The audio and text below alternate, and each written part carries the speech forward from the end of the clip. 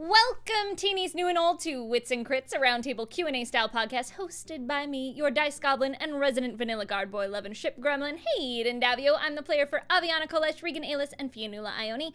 For those of you who are finding us for the first time, hi, hello, we are Nat 19. We are a group of actors, performers, and improvisers who have come together through our love of storytelling and mutual nerdery.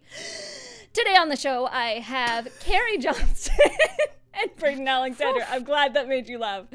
So much information so fast. That's how I do. I'm the lore master. Of information. Right? Pertaining to what we were talking about before we started the podcast. But welcome in, my loves.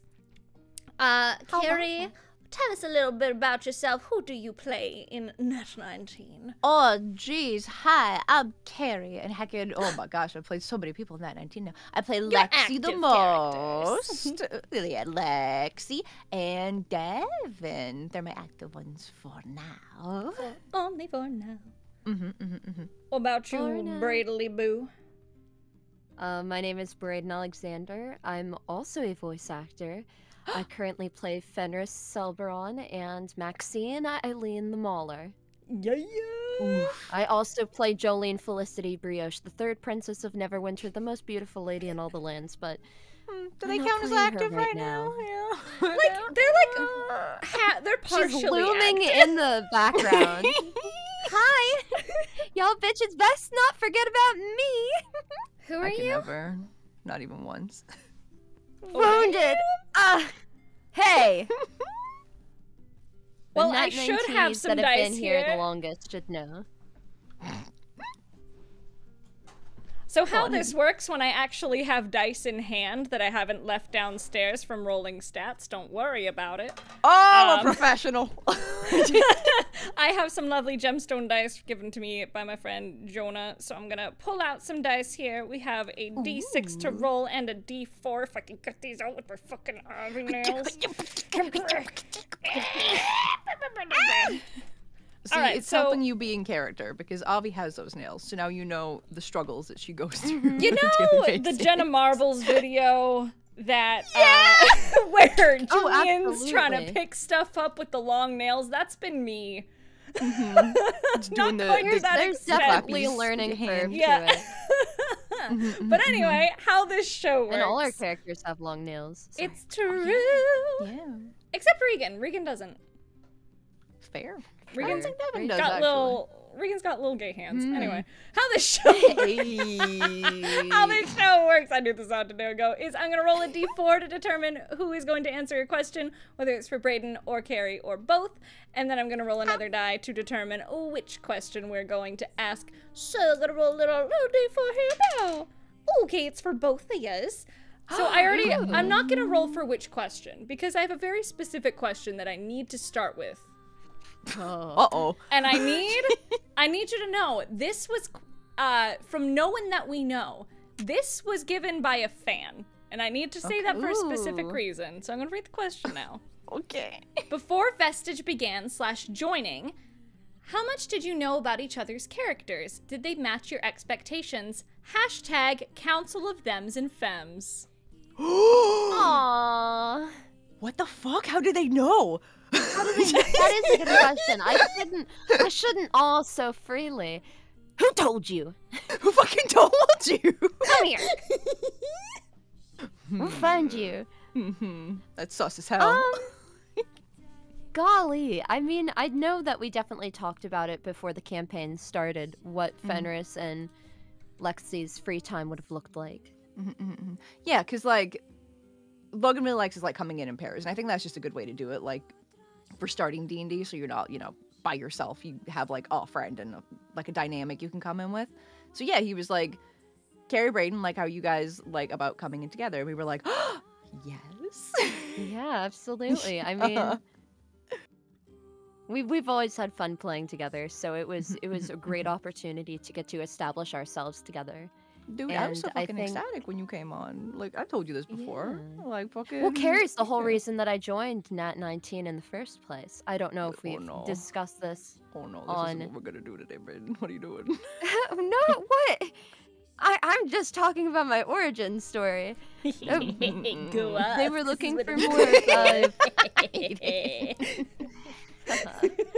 They were looking for more feminine players at the time, and Carrie knew me, and so I was brought on for a project that didn't end up following through, but they couldn't get rid of me, and It's true. We're very happy about it. so I was thrilled to play so closely to Carrie. Well, I was so happy I think for you to come on board. Oh my god. I think in terms of what we knew of each other, I think Fenris understood that Lexi worked with some unsavory types, Mm-hmm. and that she was looking for a guy named Kevin, who was her best friend, and that No. Fenris might be her now best friend, but Kevin's her best friend. Mm-hmm.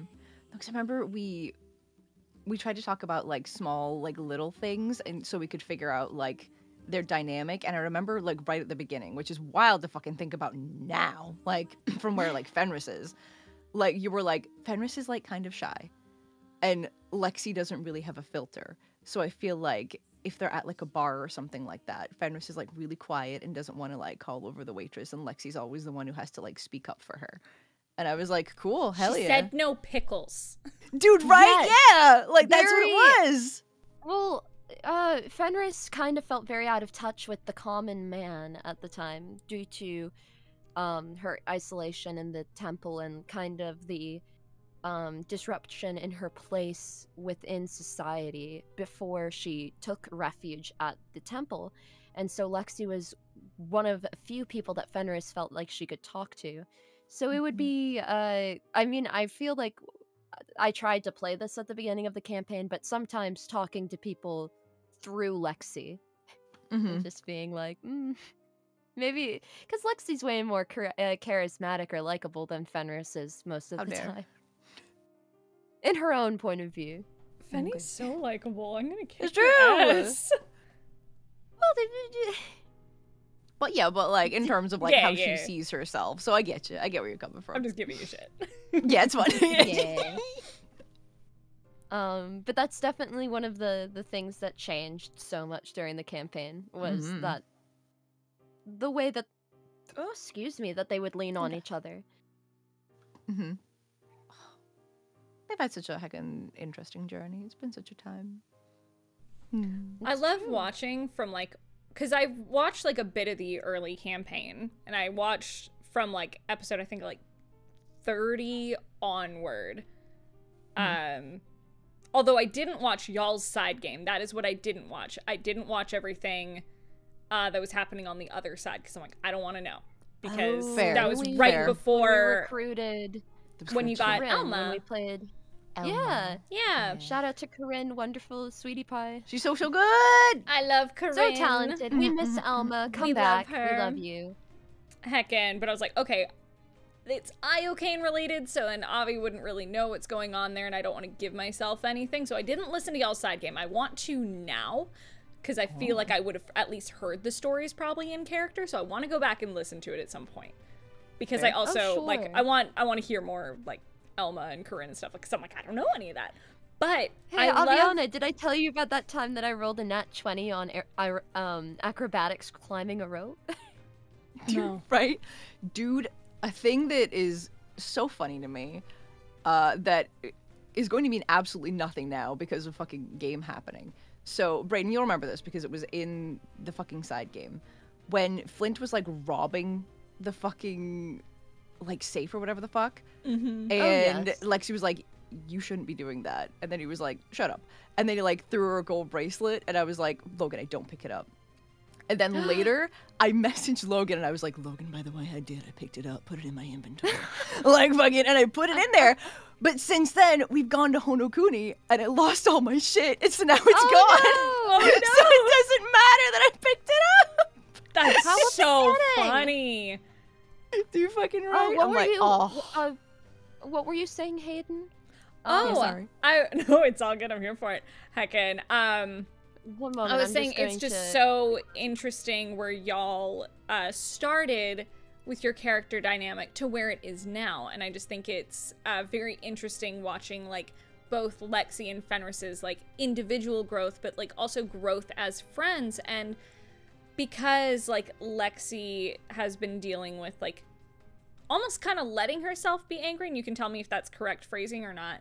Oh, it's very true. But it's like letting herself feel more things, letting herself like open up to those emotions and like understand more about herself, because a lot of these characters' journeys is self-discovery, and that's just life. Oh, yeah. Oh my god. But like Lexi has gone through so much, and like she is, especially like last session, like epilogue part 1 so fucking funny. Out yelling fucking the roar boy was hilarious to me. Beautiful. It was so funny. So But also it was like, yeah, we all would stop and turn because we're not used to seeing Lexi blow up. yeah, she don't yell at nobody. I thought that energy was going to end up pointed towards Fenris, but I wanted to. I was ready for it. I heard you talking your smack. No, I'm kidding. Hell yeah, beach. But I saw the way the winds were blowing. I was like, okay, this is going to be interesting. But often anger manifests in different ways, and so I think that that's fun to see Lexi learn how to be more expressive. She's not even learning how to be more expressive. Or not I think learning, she's but just, like like boiling over. Yeah, it's overwhelming her. kind of- Yeah. Yeah, and kind of learning about that side of her. Forgive my phrasing. Oh no, you're good. She is trying to learn about it. Like that's the thing, but she's not really in control of it right now. No, but why would she be? She needs to learn how to know it. Yeah. Oh. I think that's... I'm trying to think of other things that we told each other before we It was started. so long ago. Like I just remember us being like, we're gonna love each other. They're gonna be best friends, and it's gonna be so good. Like... Yeah, we were... maybe... Oh, I think Lexi was probably the only person who knew kind of that Fenris has an adventurous side, or that she looks for trouble, even though she doesn't come off as that type. Okay. Just in the No, I remember sense you of- telling me that. You were like, yeah, it's gonna be like more of a like hidden thing that she doesn't really let come out a whole lot, but she like lets her guard down around Lexi. So Lexi knows that she's got that side. And I was like, ooh, let's go. Yeah, and I mean, we've seen how Fenris's perhaps knack for mischief and general troublemaking has manifested. So that's been fun. That was something that we definitely established early on. Yeah, And I mean, Lexi's... go. Sorry. No, go. Oh, Lexi's, I mean, from what Carrie told me from the beginning, you've always played Lexi very true to your original concept, so I'd say that you met my expectations as a fellow player. Oh, jeez. I mean, everybody knows the only thing I really fucked up on was being good at keeping secrets. I'm so the same way, bitch. Yeah. I'm so bad at it. Making yourself keep secrets is setting yourself up for failure. I know, but I was what like... D&D is. But like, that's so human. And it also definitely shifted Lexi a little bit, because like, dude, fucking, we all know she got that high int. Like, she's way smarter than me.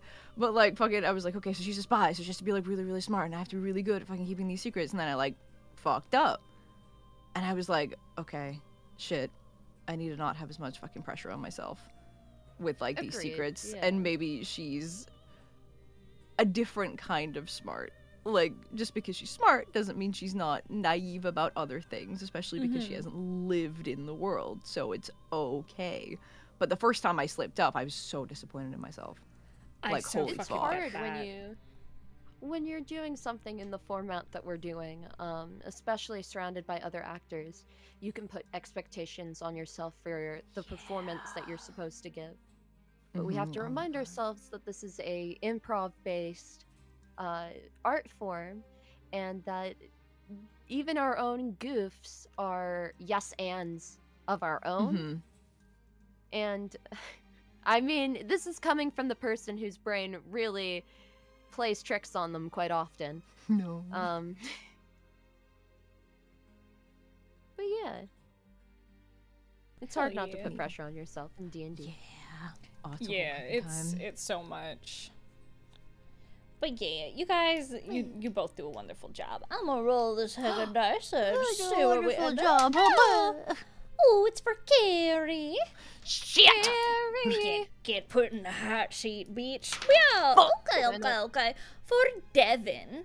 Oh shit. Okay. How you doing, buddy? You just got roped into a bunch of shit, and seeing how these people have trouble always finding them, are you afraid that you should go back to should you go back to Neverwinter, this trouble will find Jolene? So I was talking about this with Eric the other day, and I think it's very funny. Hell yeah, let's that go. Me as Devin showed up, and I was like, all right, my thing is that I want to make Jolene happy and prove that her, like, making me a guard was a good decision on her part because I'm so fucking capable. So I'm gonna go get this dagger, I'm gonna bring it back, everyone's gonna be like, way to fucking go, Devin. And then I found all y'all, and oh no, it's the apocalypse. So I don't know when the fuck I'm going to get to leave or go home because I've been roped into the apocalypse. Like, Whoopsie! no! Yup, it's a whole fucking thing! And like... Never continue. Yeah.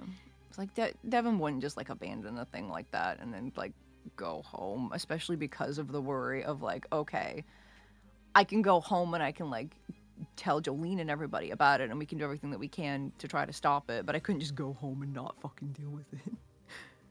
You know?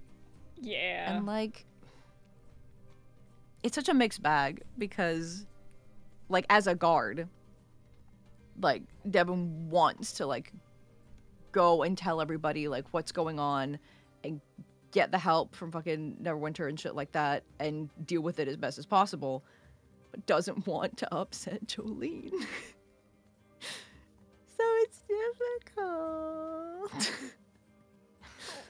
Yeah. Does she think that like going back and giving Jolene like the info and be like, hey buddy, apocalypse is happening, we're getting apocalypsed, is that what she thinks would upset her, or that she didn't come home with the dagger more?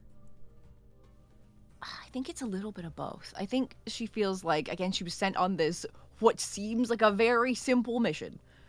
And then to come back and have not completed the mission and be like, hey, things are way fucking worse than we thought they were. And also to put, like, a horrible situation into Jolene, who's a new leader's lap, and like force her to have to deal with it.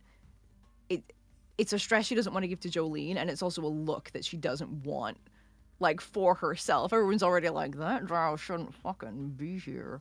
And I'm like bringing a whole bunch of fucking awful shit to Neverwinter. Mm-hmm. Like, yeah. I bring you the apocalypse. Right? Like, fuck.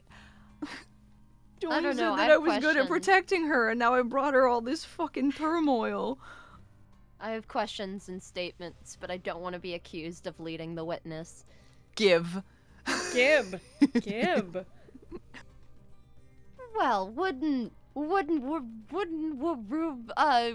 someone of these sort of things be preventative and helpful? Yes, but also, if I could prevent it myself, I would look like an even bigger hero. That's what I assumed. And that's a risk Devin's willing to take. I love you, Devin, but you are stinky. I don't think you do love Devin. Or were my smooches if you love Devin so much. Devin. Yeah. I love Devin.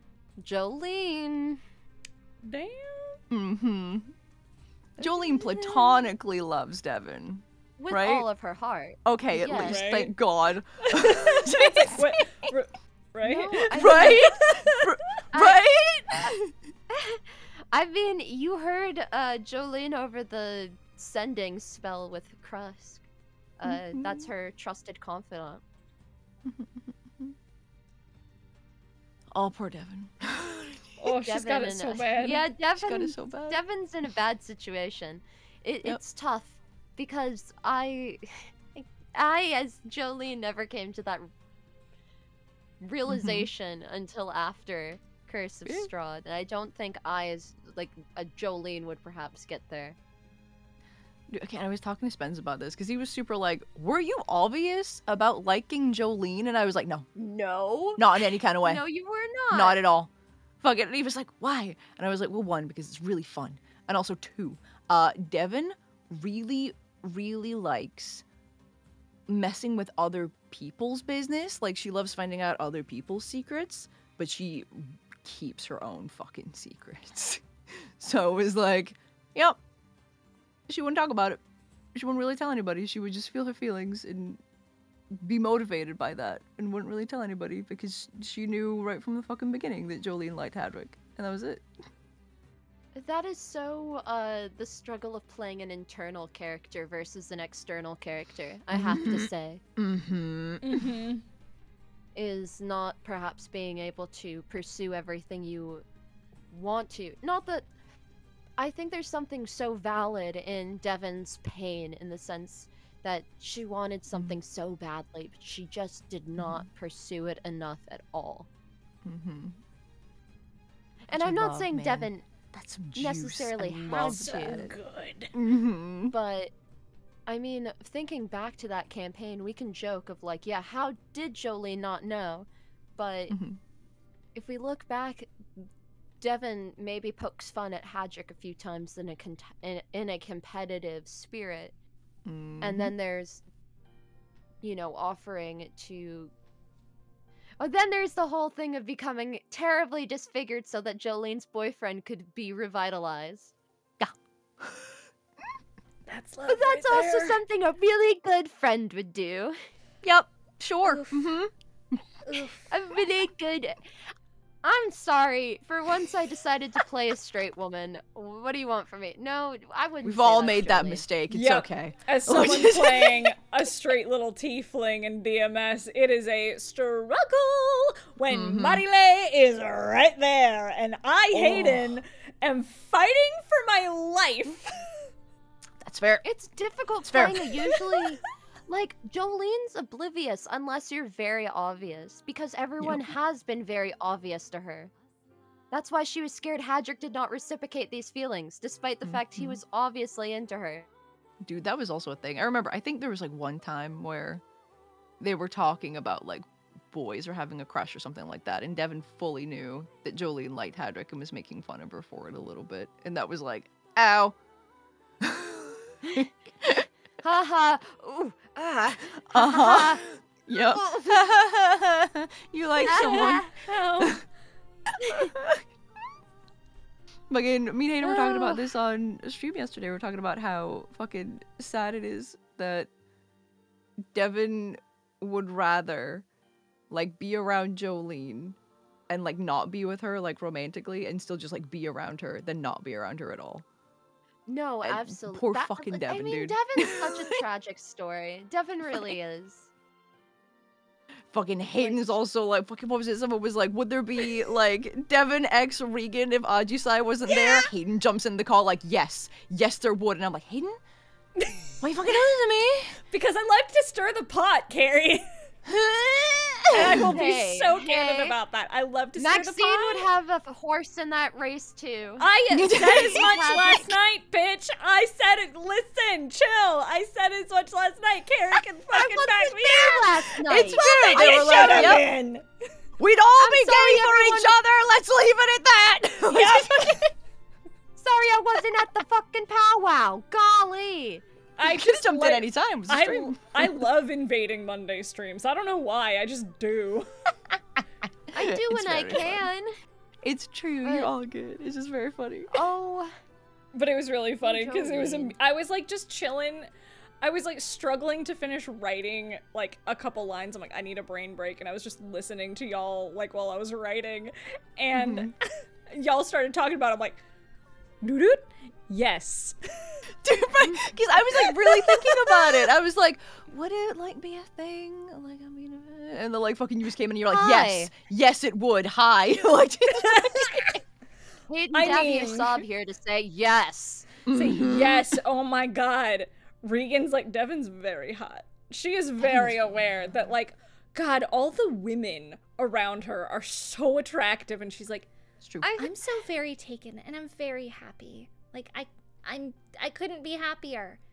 I will window shop because my gods, my friends are beautiful.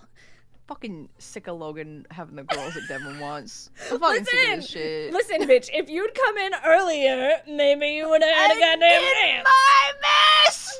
I know. We're always one session too late. Regan and Adusai got together pretty early on, so. Yeah, it was game over with Hadrick and Jolene. Game Session 1! one. I didn't Session plan one. that shit. Yup. Dude, Mhm. because I was Everyone like... can go back and watch. Everyone in can hear Scotland. my voice audibly change the more that Jolene talked to Hadrick in that situation. And he's like, oh, I'm a guard. I would like to protect a princess. Yep. Is that so? Just, Yeah. it was game over before the game had started. I mean, you're like, you came in one session too late. I don't think even if I'd been there session 1 that I could have prevented that. I think that was just going to happen no matter what the fuck happened. I don't know. We don't know what would have happened if you came in a session earlier, because you didn't come in a session earlier. So how about that? Damn. We'll Also, never know. I'm also so about slow burns, man. I love me a slow burn Same. fucking romance. So I wouldn't have been fast enough to get you. Hey, it wasn't. Now hold on a goddamn second. They didn't just go like, tee-hee, let's go get married and live in a hut and have many children. That's not what happened. Yeah, but you just said it was over for Jolene session 1, so what the fuck am I gonna do? That means in the sense of the slow burn. You could have gone for her. You could have fought. Instead, you stood with your little tsundere looking ass. I just want her to No, be I'm happy. kidding. I just love her so much I want her to be Don't happy, do this even if to it's me. not with me. Don't do this to me. Don't make me feel guilty for teasing you. Don't do this. I'm gonna roll None this of that. Get dice. this out of. Anyway, rolling back to the question. Yeah, no, Devin feels bad. I like to bring it back to the part of the question. How you doing? Shitty. Shitty is Not how I'm great. doing. Not great. Not great. Okay. Yep, That's it's all for time. Braden. Thank God. Oh, let's see. It's also a 3. Let's see. I don't know, I Maxine like Eileen, instigating. Oh, good follower golly, good of the golly. Thunder King. What do you think your next step is regarding your faith with Cord? Ooh. I think Maxine at this point understands being a paladin is doing a lot of really cool shit. And Cord being like, yeah! And so I think Maxine saw that shadow that had the tentacles and the really terrifying stare from when Regan was like, remember when Regan got When she was cray hypnotized? cray. Yeah. Good times. I wasn't there, but I can imagine.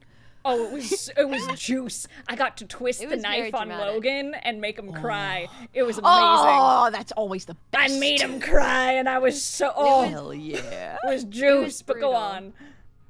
on. Maxine saw like the shadowy figure, and Cord basically was like, "You can't fight that yet. Nope, not yet, kid," and stopped her from fighting it.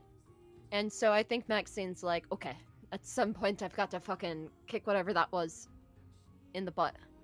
But I don't know if there's another step for her. I think she thinks that the conquest and defeating things in the name of Cord is where she lives. Hell yeah. And like getting fame under the name of Cord. I think, Hell yeah. honestly, I really like that. And because, like, the last really big thing that Maxine did was destroying the portal that had Ogremok in it. Oh yeah, she sure did do that. She did, which is a huge thing. Like, that's a huge accomplishment in the name of Cord that I think she can carry with her. So, I guess, like, a follow-up to this would be, like, after doing something on that grand scale, does she have maybe, like, greater confidence in herself to, like, fight bigger things or, like, handle bigger problems, especially because the problems that the Princess Party is facing just seem to just keep growing, you know, as D&D situations do. But it's like, does she have, like, maybe a little bit more confidence in herself to tackle those things? You're good at asking questions. I appreciate that. Right? Like, Well, my God. I'm glad. My God. I think entirely too much about y'all's characters, so that's why we're here. Good. Oh, I think that Maxine, her appetite for violence and like the scale of things is tending to grow as ridiculous things seem to happen to us, and the fights we pick seem to be growing in intensity. Like, I don't think she was ready to exactly throw down with Carnifex when he showed up. Or Carnifex when he showed up. But she knows that eventually that we're getting there. And I think that Maxine just can't wait for the next biggest thing. Yeah, that makes sense. Because it's like, then it's a new thing I'm conquering in the name of Maxine, Eileen the Mauler, and also Cord.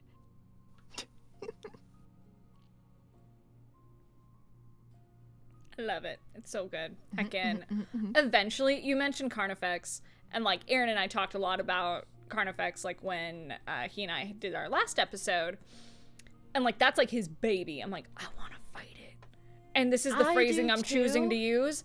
I want to fight your baby, Aaron. I don't know if you're listening. Hell yeah. I want to throw down with your baby. Get him. I want to punch your baby so hard in the face, but I think I have to do it as Jolene, maybe. I don't know. It'll be curious to see what we end up doing. Who gets to throw down with Carnifex? I want to fight him. I want to fight your baby, Aaron. I want to fight Carnifex so bad. But the way that like conflict went down was so interesting. It was so good. But also, well, goodbye, Bax. You've been sacrificed. You're our dragon snack now.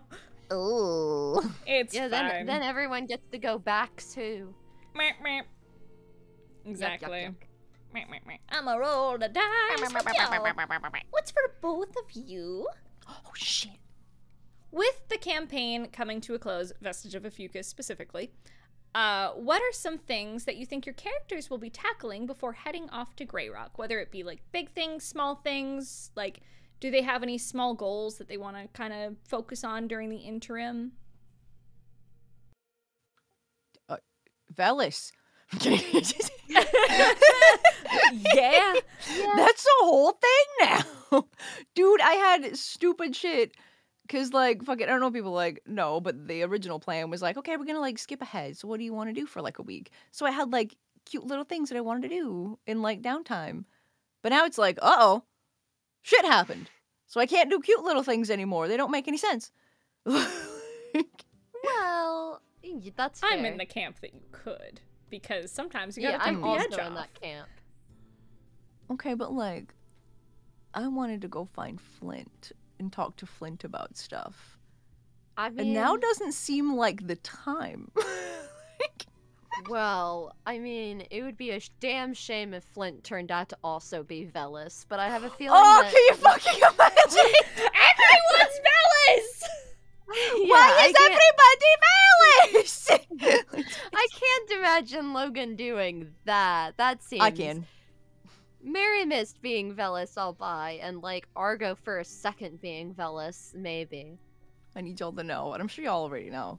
Spencer's so upset. Oh, I can can only imagine. God, getting your fucking funny. heart ripped out.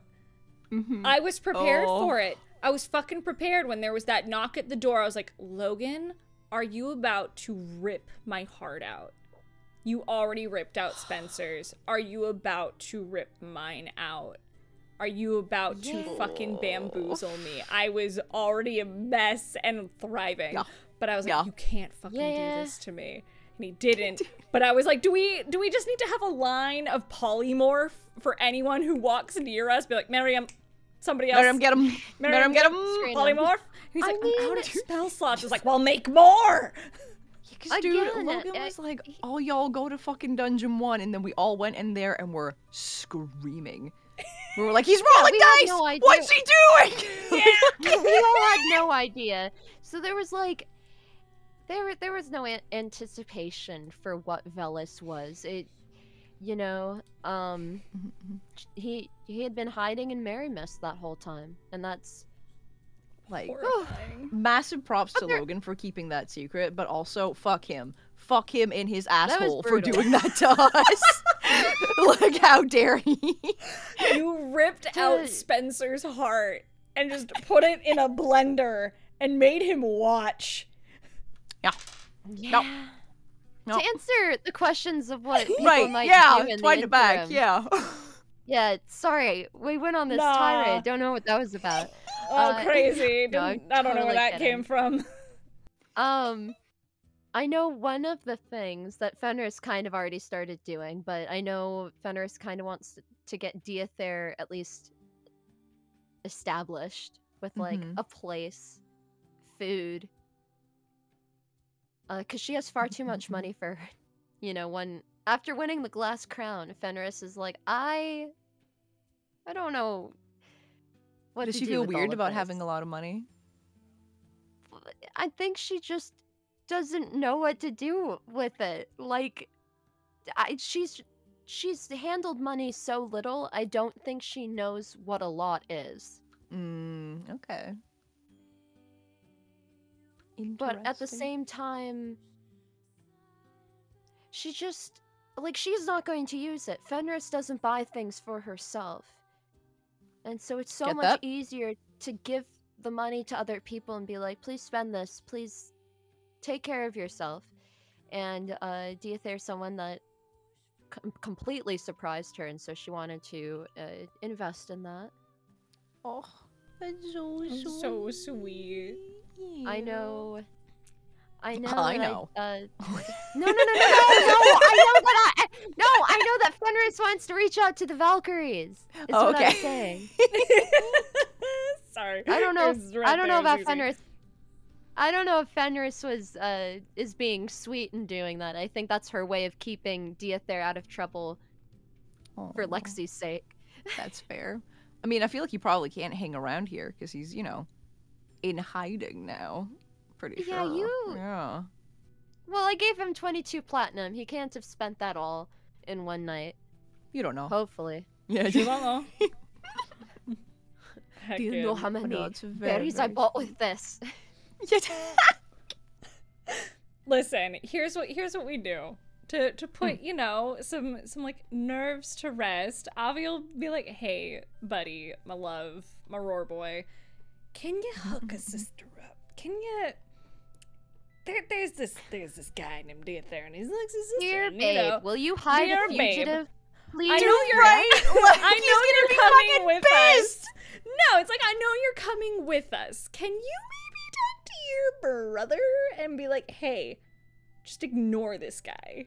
Keep Stratus That's off his fair. back. Okay, not like actively Not like actively priming. hide him. Yeah, But, like, that'll be hey, interesting. can Yeah, a you little bit. maybe just like keep an eye on him? Just make sure he's like okay. Not in 'Cause like, I know- hey babes, can you hide this guy? Thanks, buddy. Love you. Mwah. I mean, could we Just get put him in away? the walls.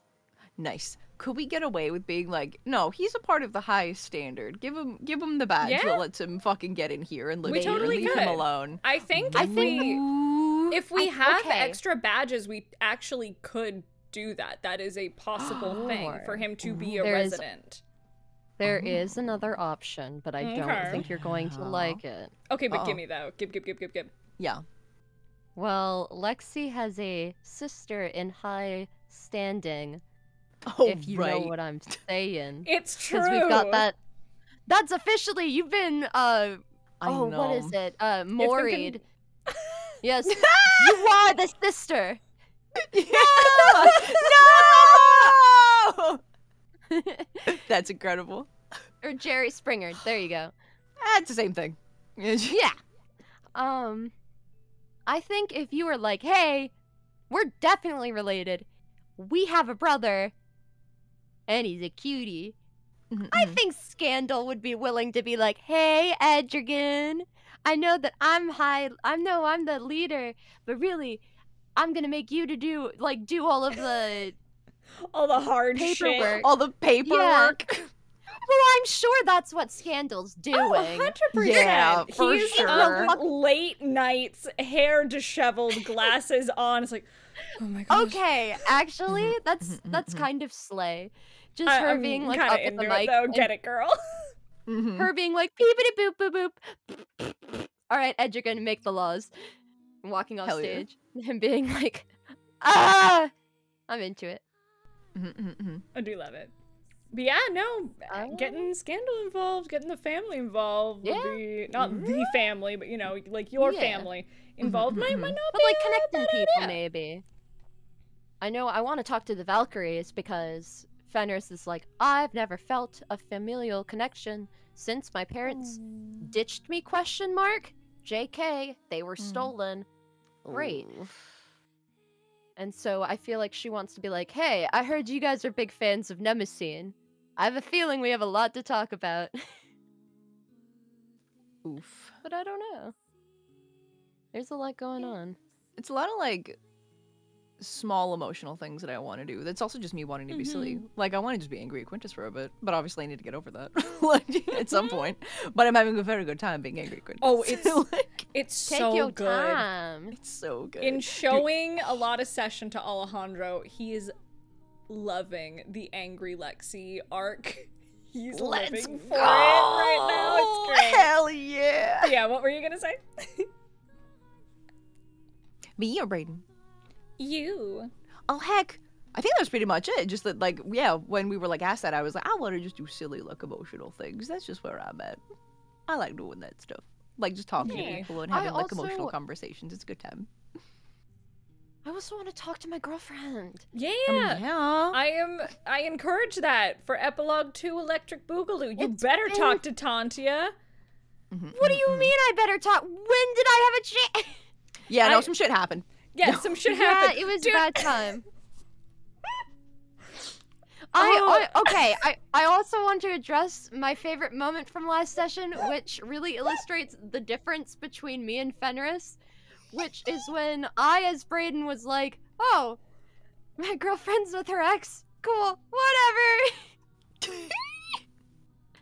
Because I know Fenris isn't thinking about that type of stuff, but I being me, I was like, okay. Okay, so I thought that was in character, and I think maybe some of the other players did as well. For sure, yeah. Because that's super That's super how it came across. So I was sitting there like, Avi's just catatonic. There ain't no way she's like hugging up on Tantia. She's there just having a breakdown. I see that there were 2 moments of I blast them with lightning. Yeah. Oh. So no, I was observing that Fenris. There ain't no way Fenris in that moment was like, oh, and I don't get to talk to my girlfriend. No, she's like, well, this sucks. Gonna talk to you later. I've got to marry Mystafix. Cool. Fenris ain't got time to even think about her own feelings right now, so I don't think it was in character. Anything like that. Fully. Oh no. Well, Which is why I think everyone was like, now is not the time, Fenris. Really, Fenris? That's why I was like, well, I thought I had clarified that I said that out of character, but perhaps that wasn't heard. Or I think it might have been a case of, I do this so often, and I do this in casual conversation as well as I've definitely done it in D&D, where I'll say a thing in my brain, but it won't come out my mouth. Yeah. There have been times where I've been talking to my husband, and I'll be like telling him this really serious thing, and then he'll just go quiet and will look like he's ignoring me. And I'm like, excuse me? And he's like, I responded to you. I'm like, no, you didn't. He's like, I responded in my head again. I'm sorry. well, damn. For the record, for any records to be held, that was a Bradenism, not a Fenism. Okay, good to know. Good to know. Because clearly, after last session, Avi ain't thinking about Tantia. Yeah, no, my god. She's locked in. Stupid in love. She's so in love. Oh my god. Ridiculous. What's But that like? anyway. Explain that to Lexi. Ask her about it, especially now. Do we have time? I don't know. Find time. Find The time. conversation that Lexi had with Miriam about love kind of helped her a whole bunch. So that was a good time. Yeah. Mm-hmm. So cute. I love it. You're so cute, got him. Oh wow, I gotta roll this dice. I'll be out. Ooh, But- It's saying it's both of you, so I'm gonna roll again. Okay, it's for Braden. Hell yeah, let's go. boy. Wow. Oh no. Habya! We already did that one. Okay now. To Braden. I'm in a very silly mood today. To Same. Braden. Let's go. What did Fenris mean when she said, "You do the most selfless things for the most selfish reasons" to Quintus? Why did she think Quinn does the things he does? Please elaborate in great detail. I want the juice. What a good question. Well, sometimes Quintus will do these grand gestures out of good faith, but also to vindicate himself from a situation. Yeah. No, keep going. Go on. What? No, we want the tea. Keep going. Yeah, Elaborate. Dig into this. Do boy. it. Drag his ass. Drag his ass. Just Carrie's get him. like, give me my Lexi vindication here.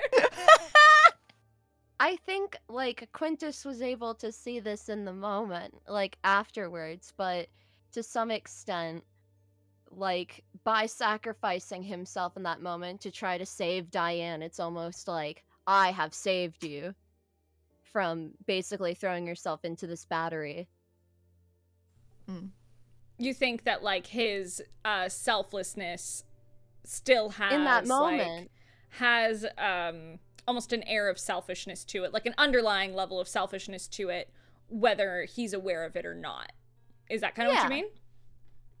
Yeah, it's like, it's doing something that's so, like, selfless, but you know that in that moment that's going to be beneficial towards you. As well. Kind of like he wants everybody to be saved, but he wants to be doing the saving. Yeah, and like by doing the saving, I don't think, I will clarify that, like, I don't think Fenris would assume afterwards he's like, whoop-a-doop-a-doo, hey Diane, since we're even now. But I also don't think Fenris would be shocked if after saving Diane from basically sacrificing himself, he sees that, he thinks that that makes them on better terms. When she's not necessarily obligated to forgive him for saving her life, basically, in that moment. Yeah. Because if Diane had put herself in that battery situation, she would have died. Quintus survived because of the way that he's just built different. Yeah, he is.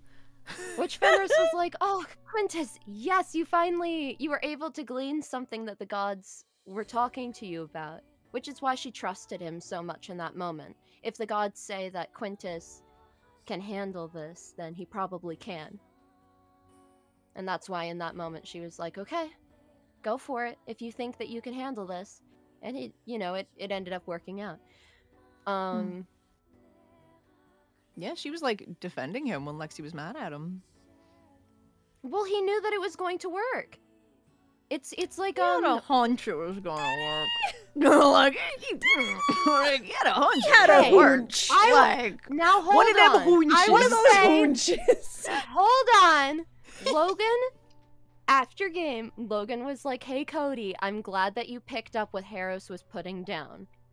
So, I'm pretty but that's sure... Logan to Cody. That's not fucking Quintus. But Harrow's, just in the sense of, how if Fenris were to jump into a dangerous situation and was like, guys, Jaquin has made it possible for me to do this, everyone would be like, okay, if Jaquin gave you this ability, do it. Yeah. And no one would bat an eye.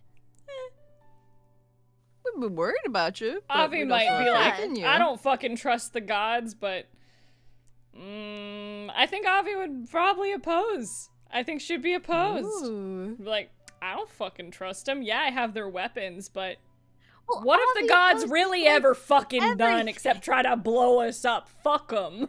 Ooh. Avi, you have weapons of Jaquin. And? Okay. No further questions. I rest my case. It's like, you know what? Never mind. Nope. No getting through that.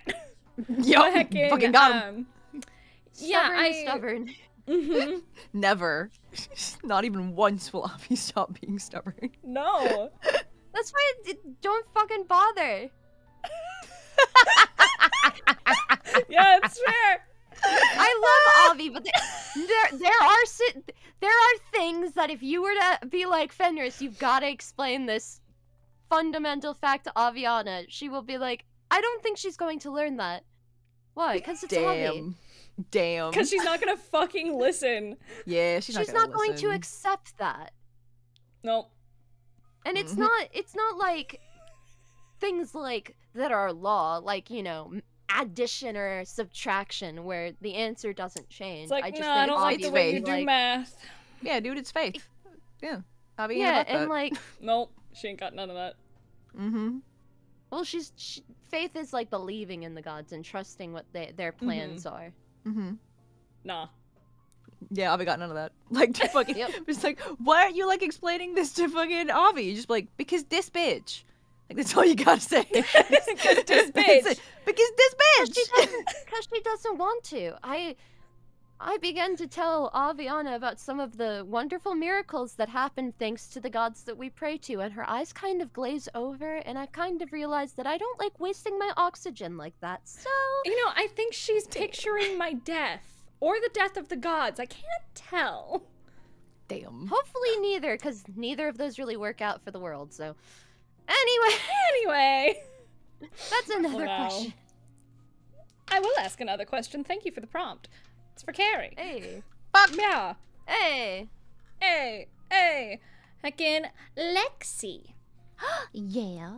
After your bargain with the dead hand to save your brother, what are your objectives moving forward regarding the family? Your siblings are in fact free now. Do you feel obligated to stop them from what can only be assumed as reverse engineering DGR-003 Gondiva for mass production, or would you honor their bargain and leave them alone? Oh, it's a tough one. Go into great detail. I'm here for it. I can't. 'Cause that's the annoying thing, is that I'm so fucking emotional about shit. So I'm just like, I feel a kind of way. Like, fucking. So explaining it logically is a whole fucking time. Tell me your feelings. How does it make you feel? How does that make you feel, Lexi? Sad. Cool. She's really, really conflicted about it, because obviously, like, it was a fucking deal, because she wants to fucking save, like, her siblings and doesn't want anything to happen to them, but also that it feels like such a selfish thing that she did, because they're still hurting, like, other Kitsadria and also other people. They're the family. They're still doing all the fucking family shit that they do. So she wants to destroy them, but doesn't know how. Because it's such a big, like, organization that's just intertwined in the world now. And she doesn't even really know where to start. And she knows that if she started trying to do that shit, bad stuff could happen to her siblings. So I think it's kind of shifted to she wants to find all of her siblings, get them to a safe place, and then start trying to deconstruct the family if she can. Which, I don't know, I guess she feels like she probably can't because it's such a big fucking thing, but she's still going to try. It's fucked. Yeah, it's such a tough situation. Yeah. She's really, it's kind of a rock.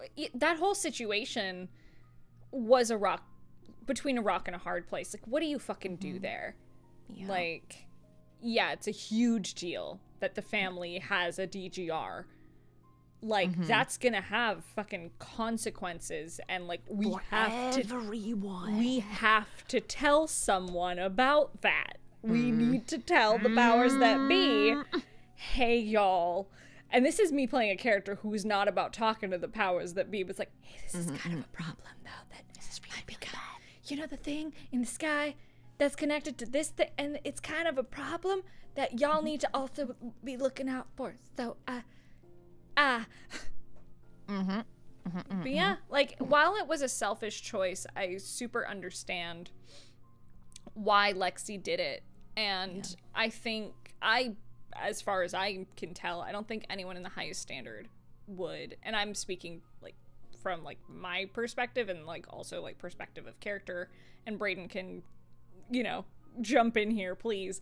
But it's like, I don't think anyone in the highest standard would like begrudge Lexi that decision. I don't think anyone would really judge her for that choice. No, I don't think so either. Because one, she's her own person. Yes, this is this is going to affect a lot of people, but also we were out there saving lives and looking out for the Nephilim, looking out for the frame built, all these people who aren't really connected to us outside of like the frame built and Flux. So when it comes down to protecting people that are close to someone that we love so much, being Lexi, and like this is what she's been looking for, this is what she's been striving for, to find her family. While it's going to have a lot of repercussions in the future, we can handle it. We've been to space and fought a fucking god weapon. We've reversed. We've unfortunately made enemies for less. Yeah, exactly. Like, we fought fucking Fierna. Yeah, it went literally to hell, but like we've tackled worse, and we can handle it. So I think, I think she's fine too. But how's she like feeling in the aftermath of like having done that? Like, what was kind of there for, because she is such you're a very internal role player. So what was, but you're so good, and we can tell when there's gears turning. What was really there for Lexi emotionally after she made that choice and after she watched the dead hand walk off and like disappear?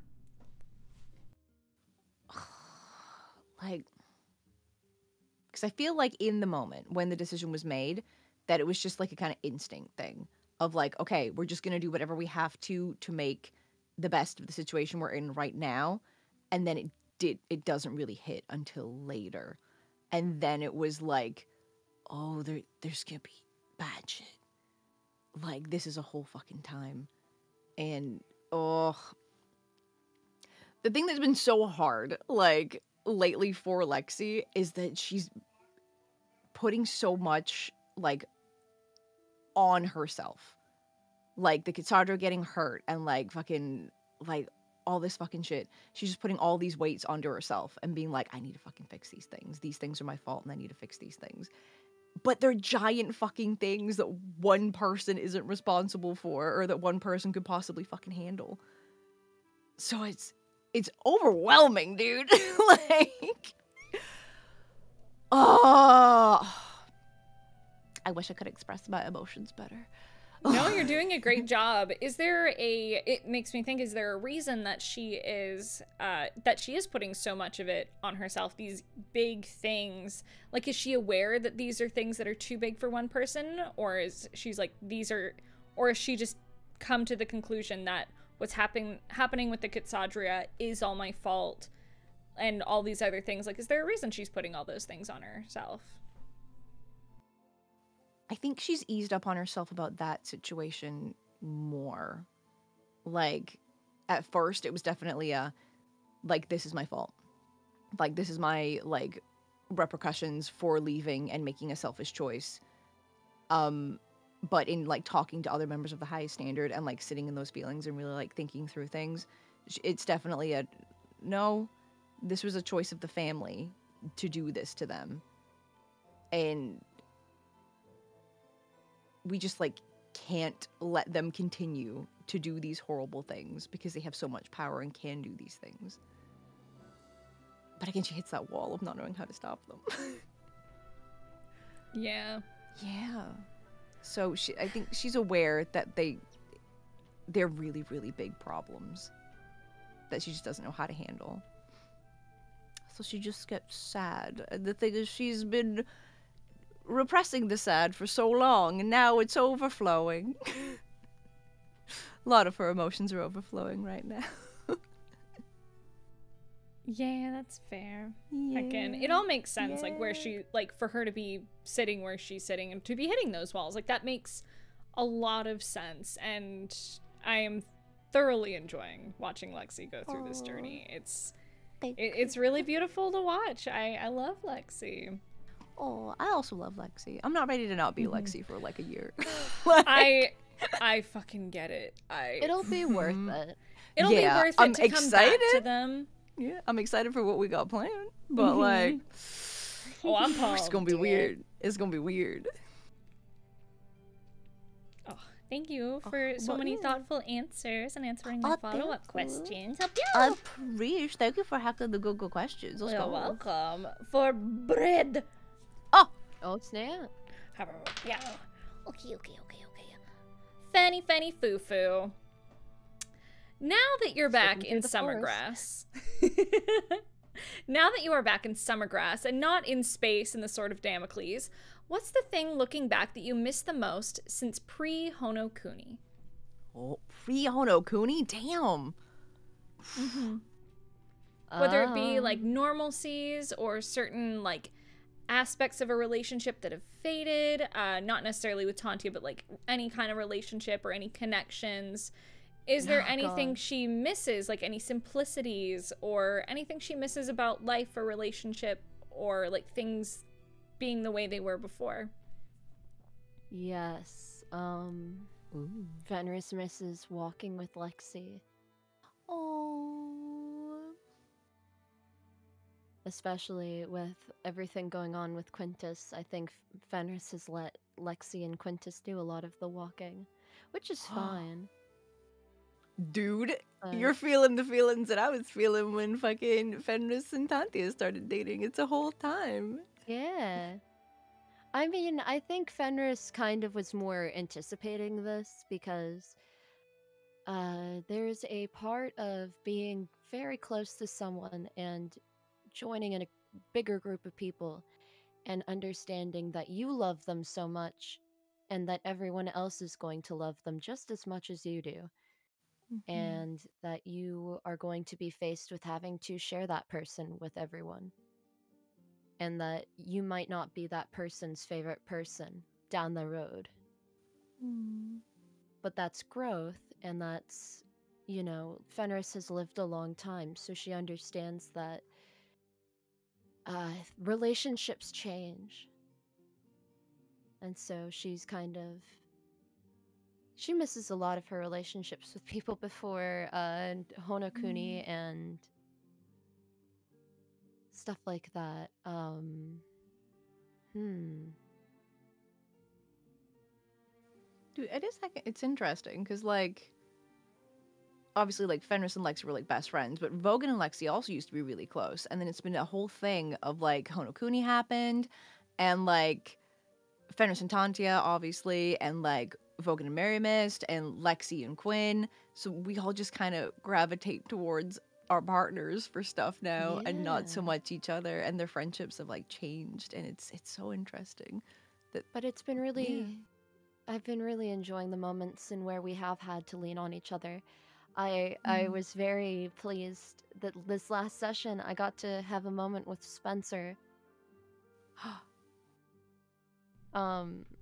When we were I don't know if this was in a separate call or anything, but when you were talking to him about Mary Mist? Yeah. I think we were all back by that point. We were all back by that point. Yeah, just it was nice to have a moment with Vogan, because Vogan's not the most compassionate person, and I don't think...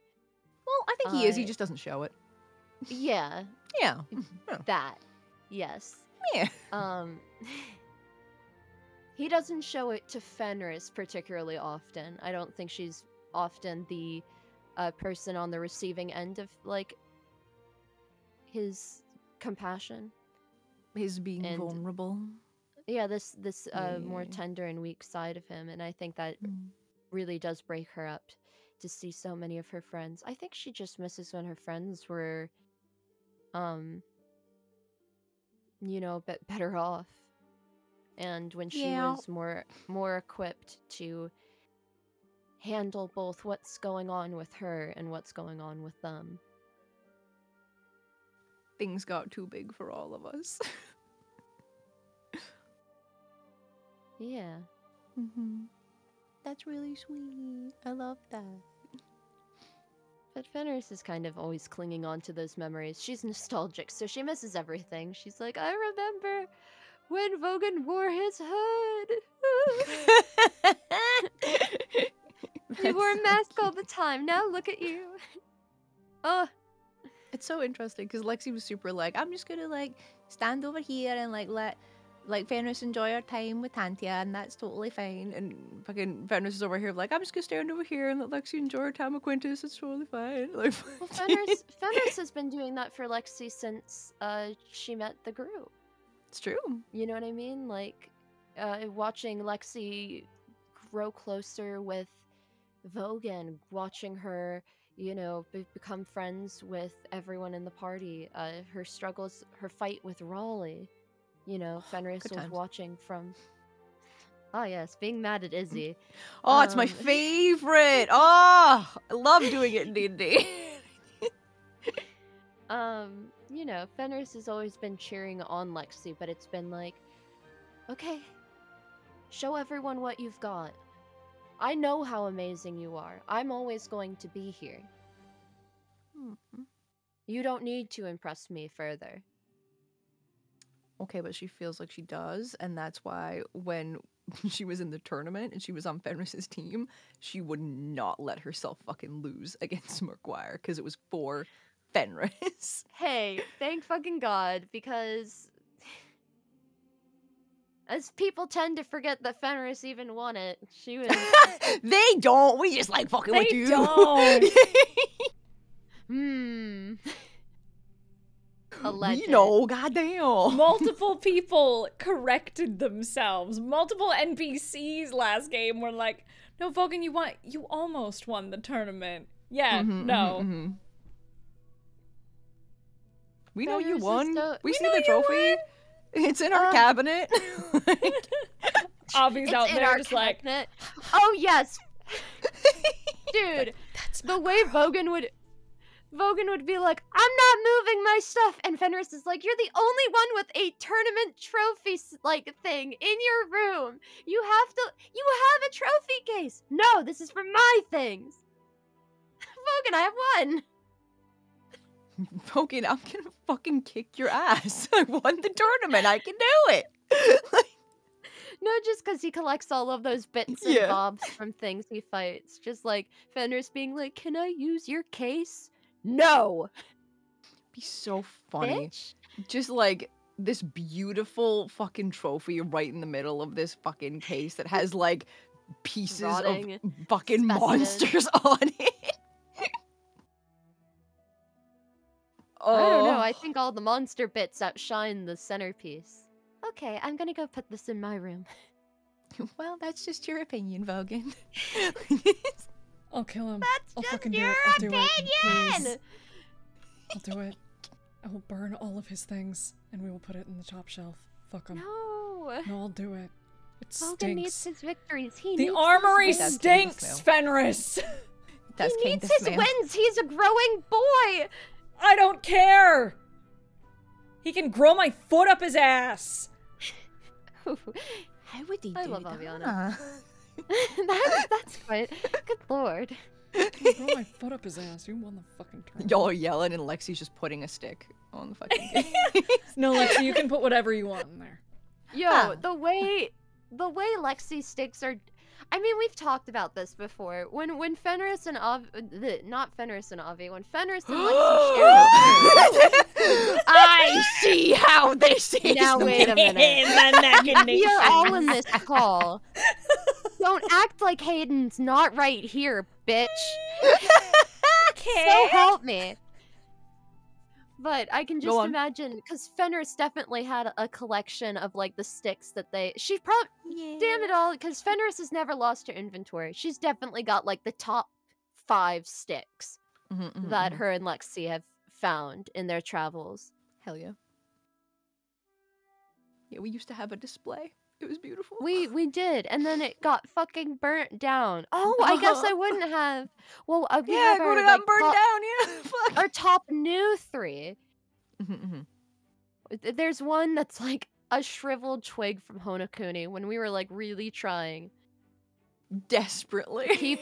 to keep morale up, and it's the most sad-looking rotten twig, soggy.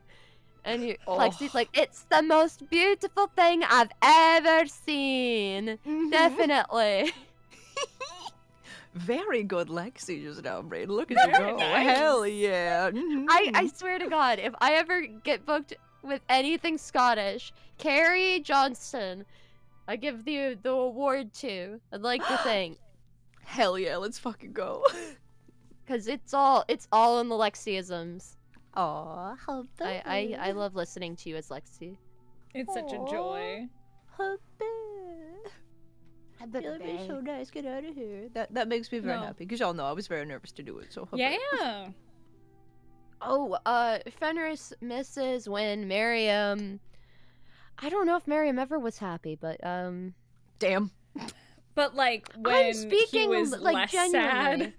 Less sad. I don't know if Fenris necessarily regrets fixing his memory because I think that that's not her place to feel, and I think she feels that. That's a tough one, dude. Like, well, golly, I mean, a lot of how the things that Fenris has done, she's like, I'm gonna try not to think about the ramifications of me helping in this moment. Man, that's just the highest standard all over, man. and the weight of revivifying everyone, and like, you know, not every revivification I've done has gone exactly perfectly.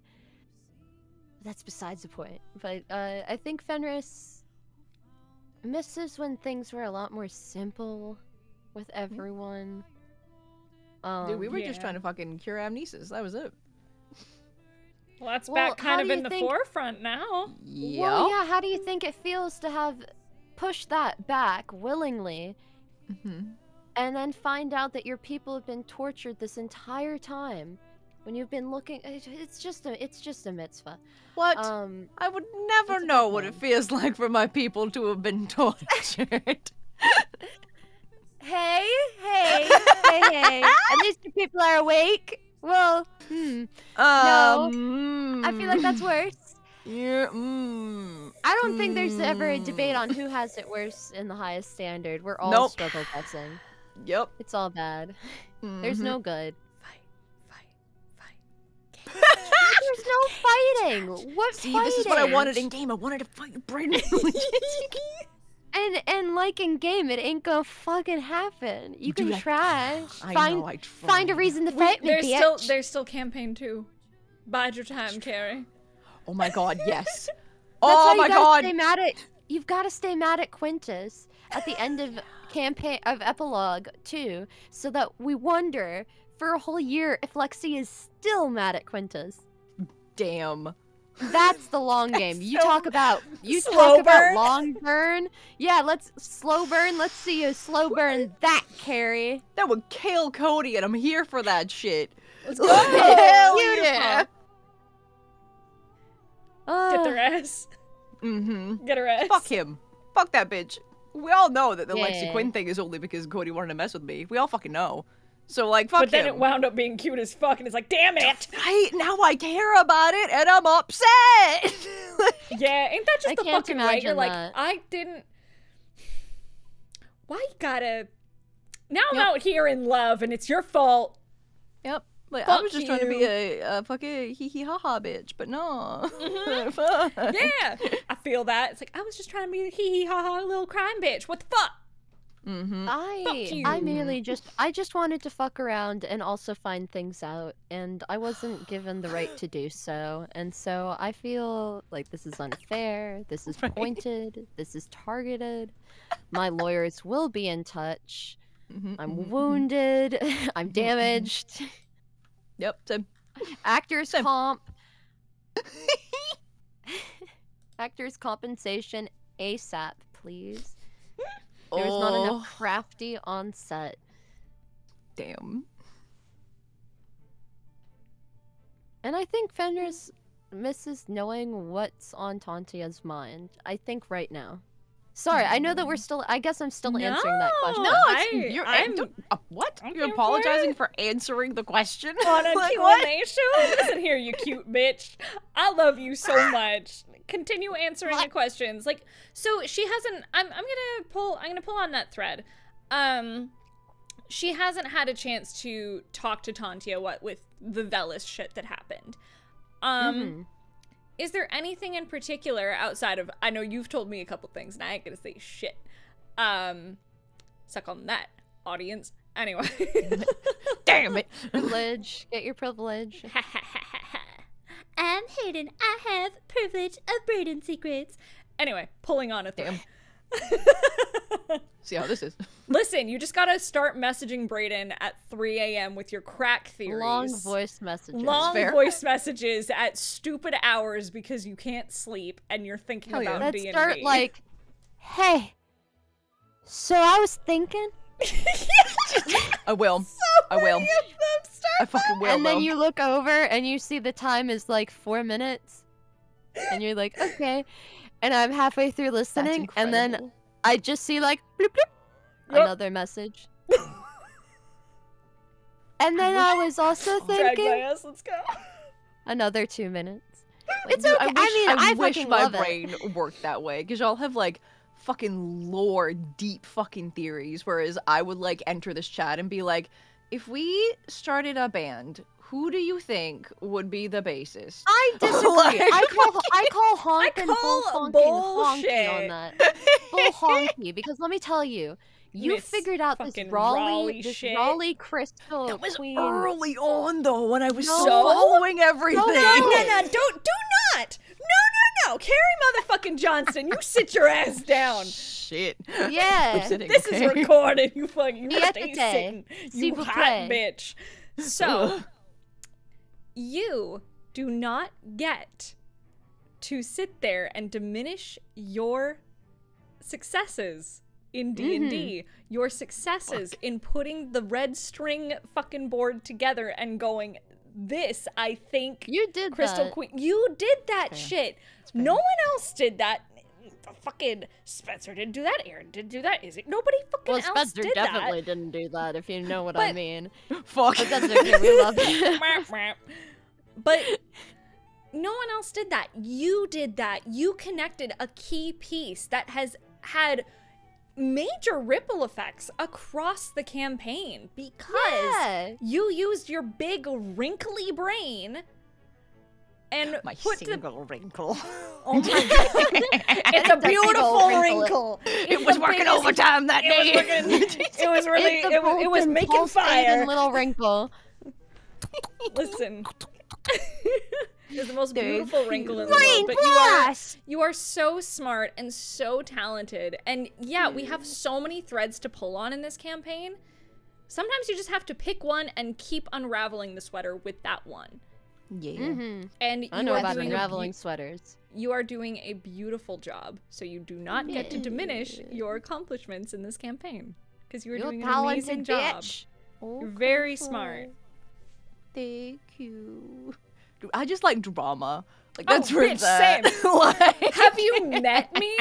Have you seen any of my roleplay? I'm such a dramatic bitch. I get you. Here for it. I think, and this is totally me completely joking. I think that sometimes it's fun to play like a soccer player. You know, like when like the tiniest thing happens to them, they keel over and they're like, ah, Yes. oh. I think so someone walks good. past them. They're like, oh no, red card.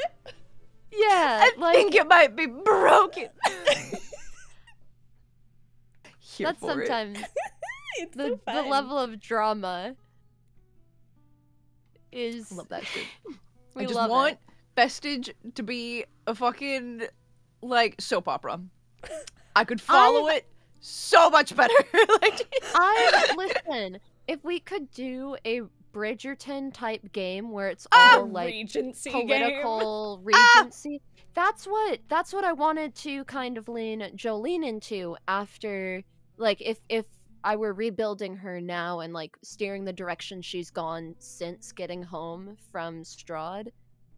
I feel like she's like a little bit of a politician baddie in for the sure. Regency. No, 100%. Yeah, like when me and Aaron Okay, were like I'm glad- looking, Yo. when we were building Devon, that's what we were talking about. Amazing. Well, I Yeah. haven't had that, but yes, amazing. I think that's Yeah. yes. Because that was like my main thing with Devin. I was like, okay, so what's Jolene doing? Because that's a big factor. And no one asked me. What the fuck? No, it's okay. You guys were absolutely correct. Political takeover time. If I can't be a princess and win, I'm going to be like, teehee. Damn. It'll be fun. Hell yeah. It'll be It- fun. it's It'll be great. fun. This is gonna be fun. This is great. You're I great. love Go. Devin. I love it. Smoocher, man. Just smoocher. What are you doing picking a Also- boy when you could have Devin? Hey, what if I was I can't single? help my. I can't help Both my of y'all, character's smooch bad Devin. Hell yeah. decisions. Poor girl. Yeah. Speaking Also, of poor Fenris girls, missed go this- ahead. Oh yeah. Fenris misses when everyone didn't think she was the Pale Lady / Nemesis. That's It's another so thing. funny Fenris how misses. like against it she is. Is there a reason that she's so like against it and so like you know, I would like, because you said something like really prevalent about it during last game. It's like, I would gladly be as a vessel for my lady because you owe her so much. But is there a specific reason that Fenris is so opposed to it? Is it like a lack of self-confidence thing? Is it I could never live up to that because she does really idolize Nemesis? What's kind of going on there for her? If she was a god and she has seen the things that have happened to people both in front of her, around her, and she chose to do nothing, and she has mean, seen Is she I know choosing that to do nothing because she doesn't know. sometimes, yes, she has chosen to do nothing. When she was running away during the Accords, people were captured in front of her. There were people that were caught in the same areas as she was. She did nothing because she Yeah, couldn't. but yeah, I was gonna say she couldn't. She didn't know her own power, so she wouldn't know if she could make a difference. But if the power's all in yourself, how cruel is it to have that right in reach, literally inside of you, Yeah. and not have, had the ability to take it, to not immediately understand? And I mean, it's exasperated by the last thing that Nemesis told her, which Nemesis has only spoken to her now 3 times. And this time, the only thing she said was tell them. And Fenris has no idea what the hell that means. And so if she is supposed to be Nemesis, why has she not been good at, interpreting all of these things Nemesis has been trying to tell her? And the fact that if she's been neglecting these things, she has been, if she has not realized that she is Nemesis and woken the fuck up, it's kind of her fault that her people are suffering. Because if she had investigated things at the time that she had left the church, and she realized she lives in you, she could have freed Nice. these people long time ago. But instead, they are stuck, losing their life, not even living it, losing it in dreams that aren't even real, going through what Mary Mist went through, what on a very small scale Mary Mist, Miriam, and other people in the highest standard have suffered through, but through multiple lives.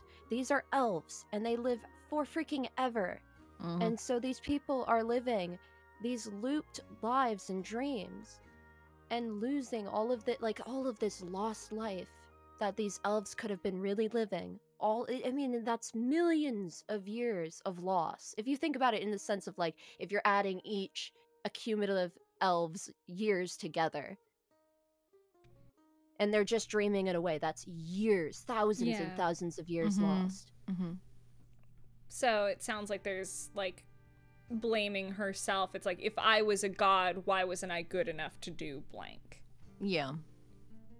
It's Man, that. these It's high standard ladies just put everything on their fucking shoulders. sure man. They just fucking fucking do. blame themselves for shit. Like, goddamn. also the active choice that she knew that, amnesis was such a problem, but she went on and, humored all of these other complications and stuff. I mean, the highest standard kind of got distracted. I mean, we were trying to get Kyverian back, which was part of her studies, but once Raleigh died, because Raleigh's the bane of everything, obviously. We say that with so much love.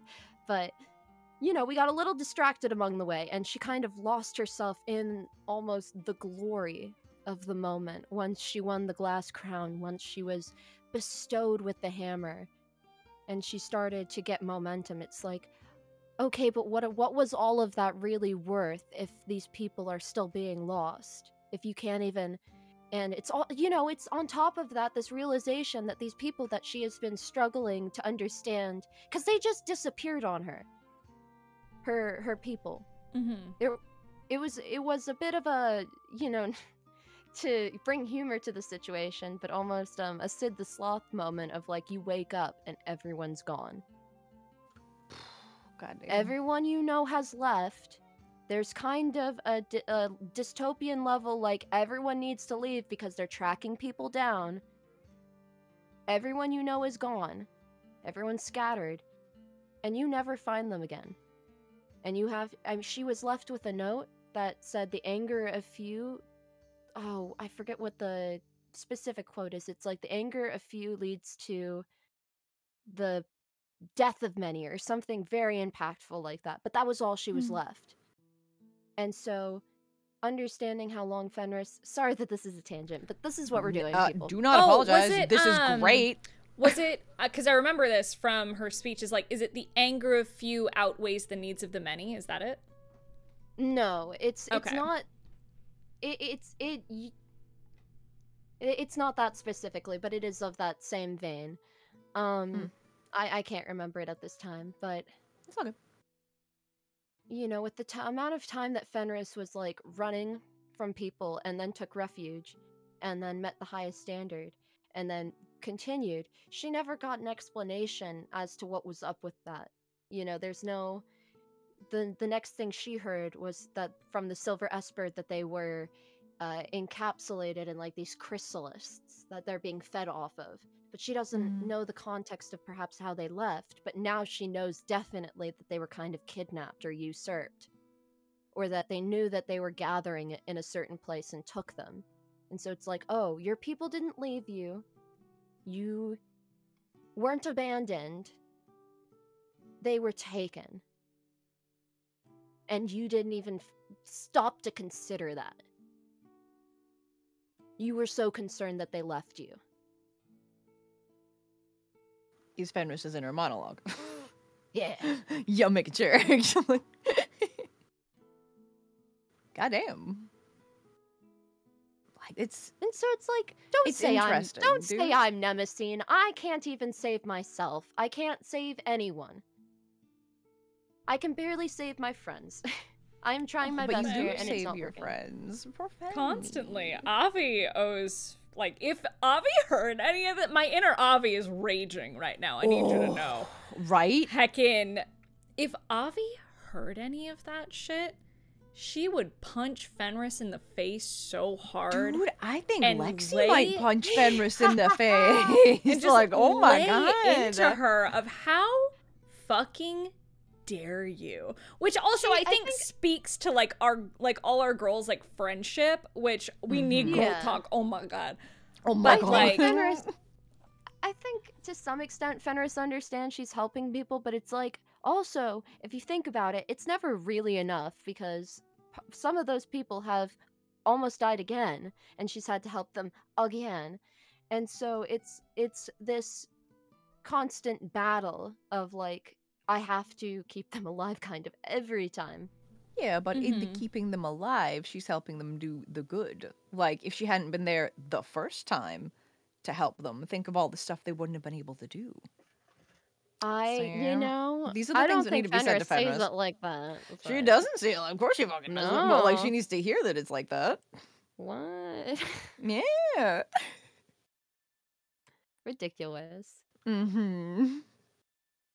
But yeah, I think I answered the question. That's a lot, yeah. I think I answered it, and I love it. Heckin', I was like, I asked you like 30 minutes ago what she wants to say to Tantia, but this was way more interesting. Oh, shit. No, you're fine. Save it for games. I missed you. Do you still want a kiss? Love Fenny Foo Foo. That's about it. I mean,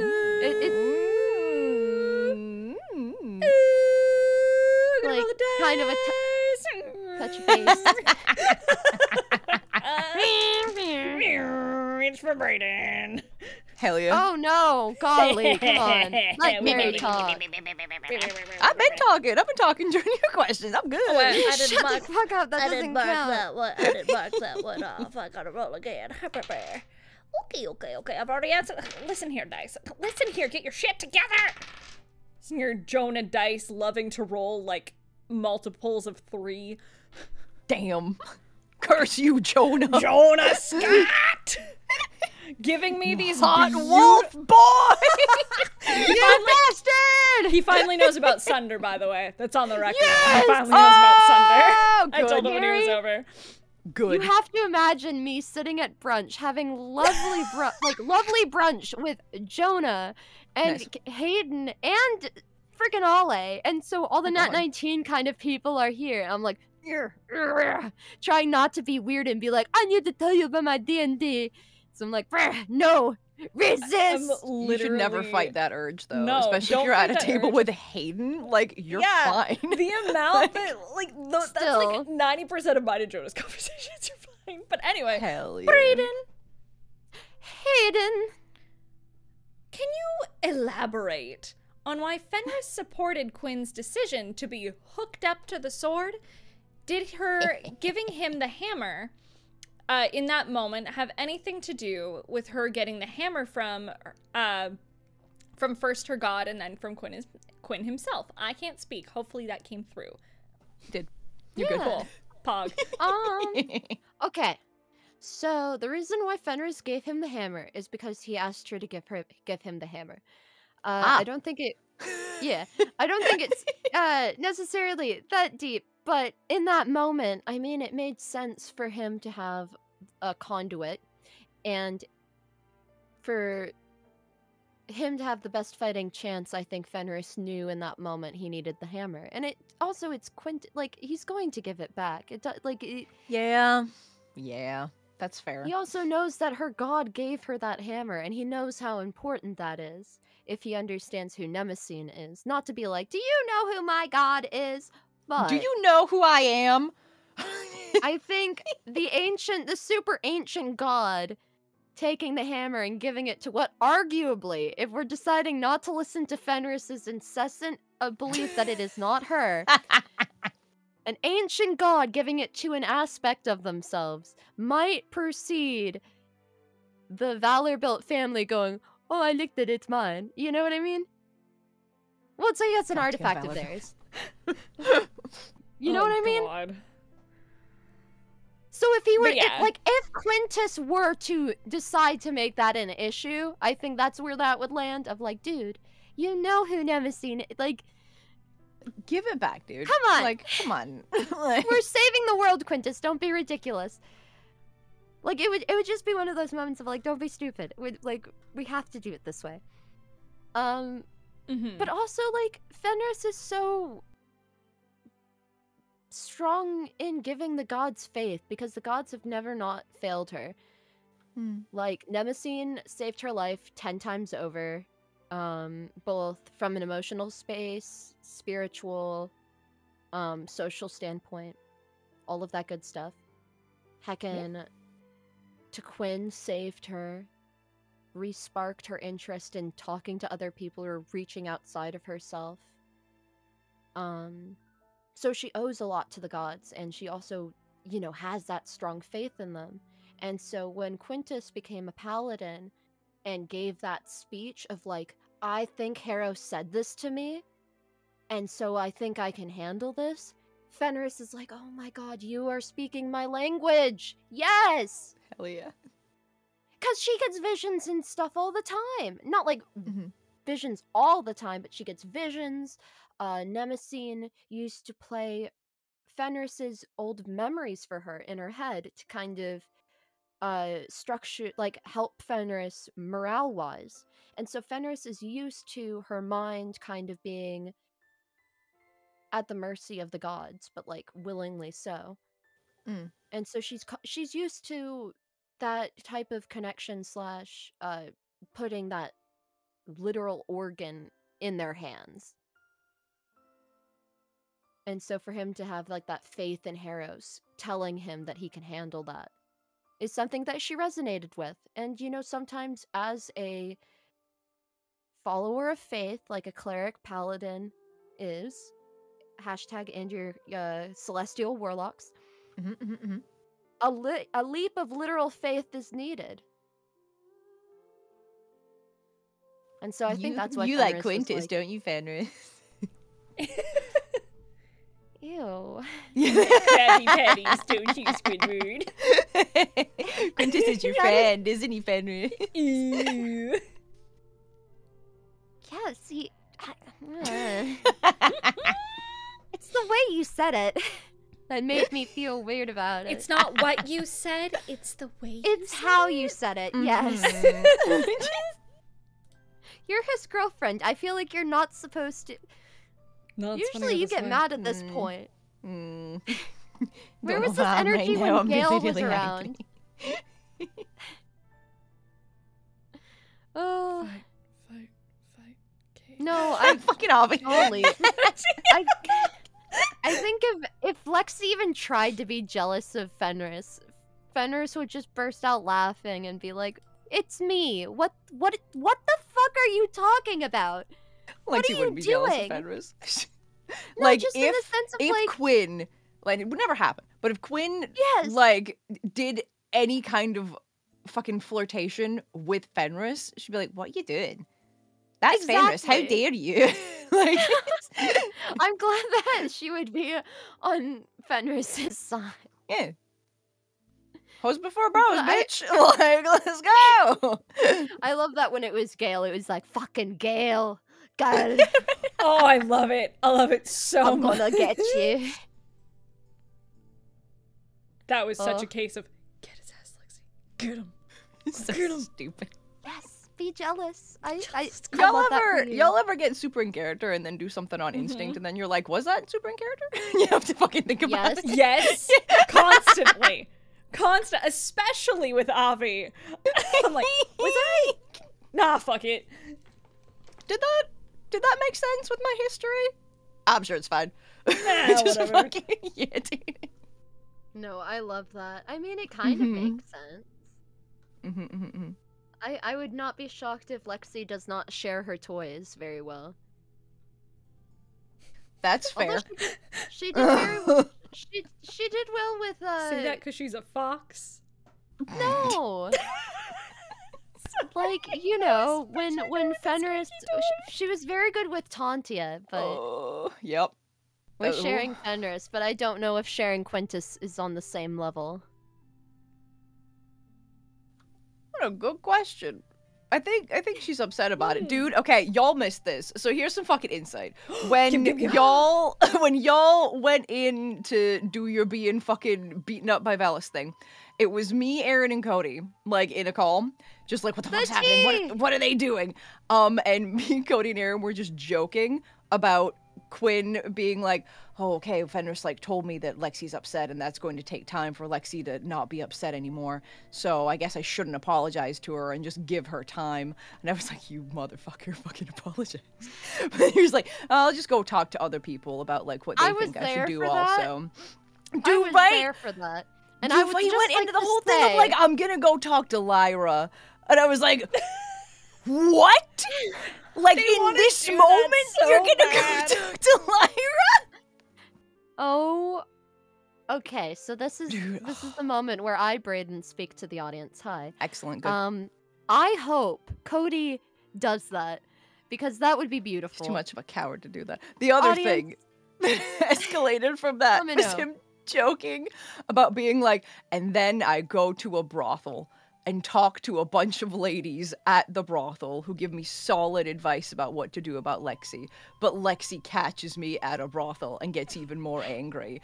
And then I was just like, no, but she wouldn't be angry though. She'd be really sad. She'd be like, Quintus is going there for the one thing that I can't give Quintus. And then Cody was like, no! Yes, drag her ass, get her! Get Yeah, I just figured y'all want to know about that. That's amazing. I also, Oh.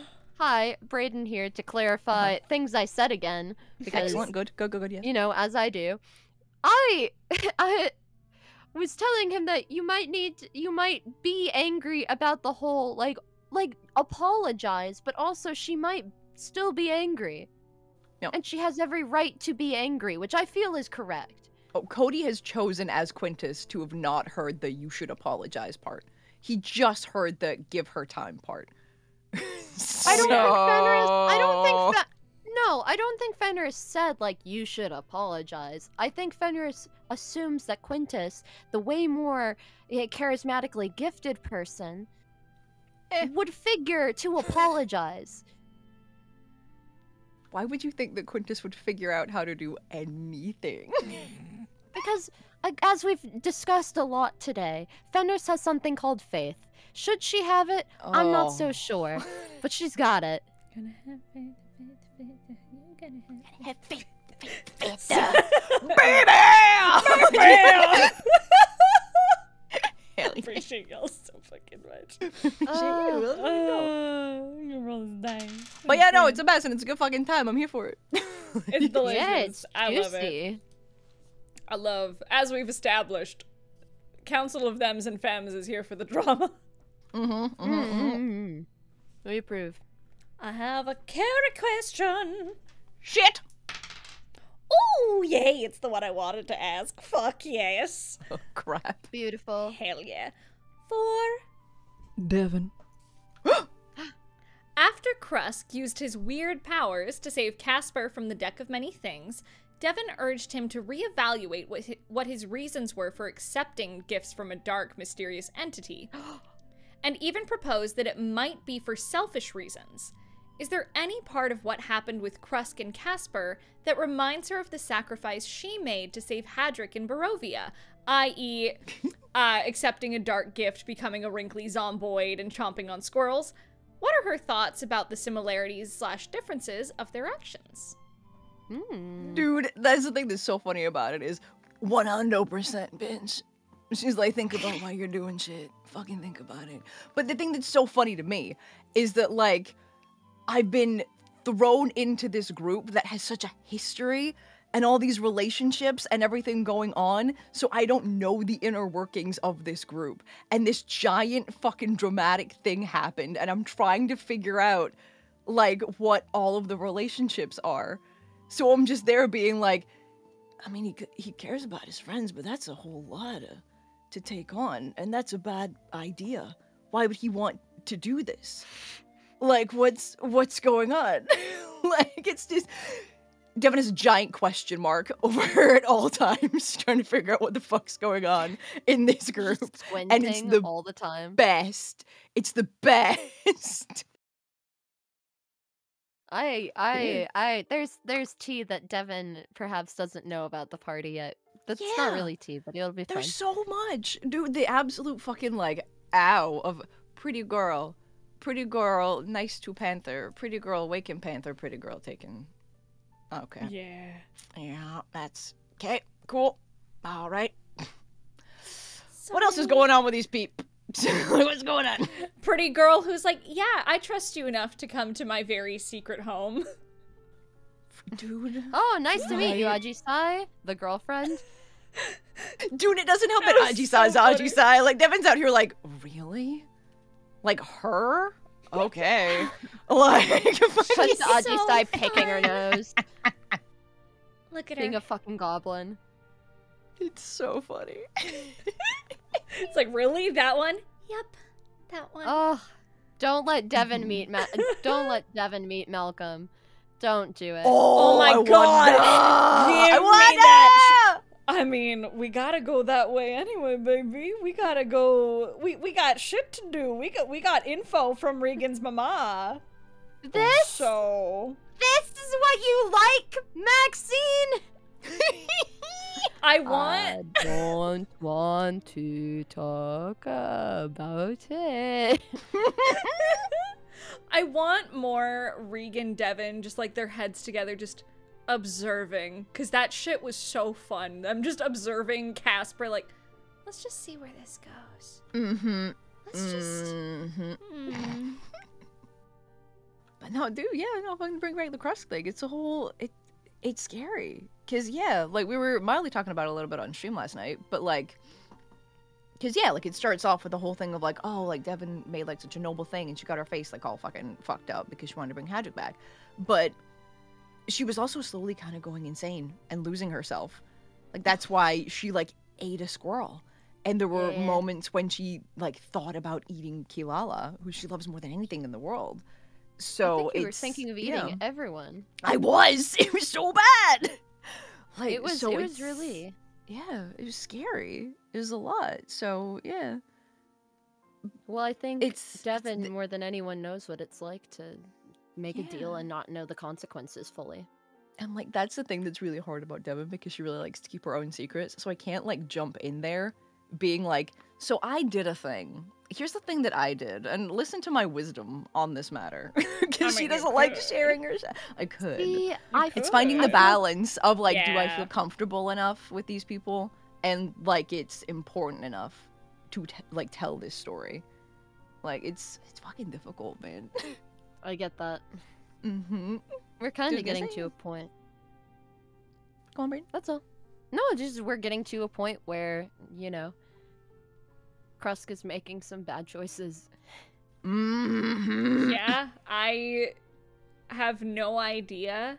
I haven't really let myself think about it much, but I'm like, I have no idea how Regan's gonna react to him when we get back. She's so upset. Oh like, my god, holy yeah. Fuck. It feels like a betrayal. Like, it's not my episode, but I'm like, I will give y'all that nugget. It feels kind of like a betrayal. Which is why I'm just like, I can't even, it's like, I would say I'm disappointed, but I can't even say that much anymore. So, it's good, it's fun, it's tea, and I want Devin to be around forever. Oh. Well, like I said, I don't know when the fuck I can leave now. Yeah. I was just supposed to get a fucking dagger, and now it's the apocalypse. Like, fuck. You're here forever. We like you. Dude, fucking. We're starting to understand the meaning of being a guest in Nat 19 and you're here for a year minimum. It's never being a guest. Lies. Yeah. So fucking funny. So good, though. Oh, you and Alejandro are those long-term guesty boys. Hell yeah, bitch. But the difference is you're like a core part of Nat 19. Yeah, for real, yeah. Again, I'm so happy for you again. But go ahead. Oh, your thought. fuck! I was just gonna say I'm really, really happy to be in Thursday games now. There's good shit there, and I'm excited to like figure out more of a dynamic, because like I think we've had like how many games, like 3, 4 with that. I think you've had 3 or 4. Yeah, like around that. So I haven't super gotten to know people yet and like figure out dynamics. So I'm excited for those to grow. I want to talk to Maxine more. Said like 2 fucking words to Maxine. It's bullshit. Why would you ever want to talk to me? I don't recommend it. See, we're both really quiet, and that's why it's not gonna fucking work out. Maxine is wonderful. Hey, we should like go to a corner and mumble about things for a minute. I would love to do that. Let's go do that. Hell yeah, here we go. That sounds amazing, mumble. Hey, welcome to Maxine and Devin's ASMR streams. Yo, that's what it is, though. Okay, but I would be so there for that. I want that I'm for gonna me. start crumbling bricks in my hands here. That's so impressive. That's incredible. All right, yeah. Devin, you wanna like stab something, or you wanna stab my arm? I would love to stab something, but I don't really want to. Why do you want me to stab your arm? I don't know. It might be a good sound for the audio. You know, we're recording in audio, in mono, and all of that. Logan from upstairs or downstairs, he's like, my audio engineer muscles are tingling. No, yeah, he's like, what are they doing? That doesn't make sense. That's not what that is. What is Braden saying? It's like, it would be in like stereo or like surround sound or whatever the fuck. I don't know audio. I dropped out of audio school. I have a story for you about that later. Yeah. I don't like audio. I fucking hated the audio part of film school. Fuck that shit. Yeah, I dropped out. I was a musical theater major. We're all voice actors, and audio is very important to our careers. Yep. Whoopsie doopsie. We love our mixers. Whoopsie doopsie, captainizing. Love your- I dropped that. Love your audio engineers, folks. Be very kind to them. If you're not kind to your engineer, you're a dick. They're Anyway. dealing with your shit. Be nice to them. They gotta take all your out. So be fucking nice. It's the worst. Oh my god. Yup. Fucking. Alright, I got a question for Lexi. Does Lexi plan on tracking down her parents or the primal gemstone they had? Does she have any idea where she would even start with that? Well, fucking our like Durgan boy didn't say anything about my parents. Like, right? Pretty sure he just mentioned my siblings, but at the same time, I didn't ask him about my parents. Yeah, I you just asked didn't him really about ask my about parents. siblings. You just asked about siblings. Yeah. And But- it was Diathere who fucking said he didn't know. He just kind of assumed they were dead. Like, right? Yeah, that sounds about Yeah. right to me. And Yeah. honestly, I think if you told Seiryu no Tenkei, hey, my family had a primal gemstone, we might need to get that. He might be inclined to assist, maybe. Or he'll be like, go get Greg out. It's like, true. that's cool. That's true. Oh, I should Maybe- probably tell him about that. Just watch Greg be like, "Oh, you mean this stone?" and pull it out from his sleeve. Ha! God damn it, again?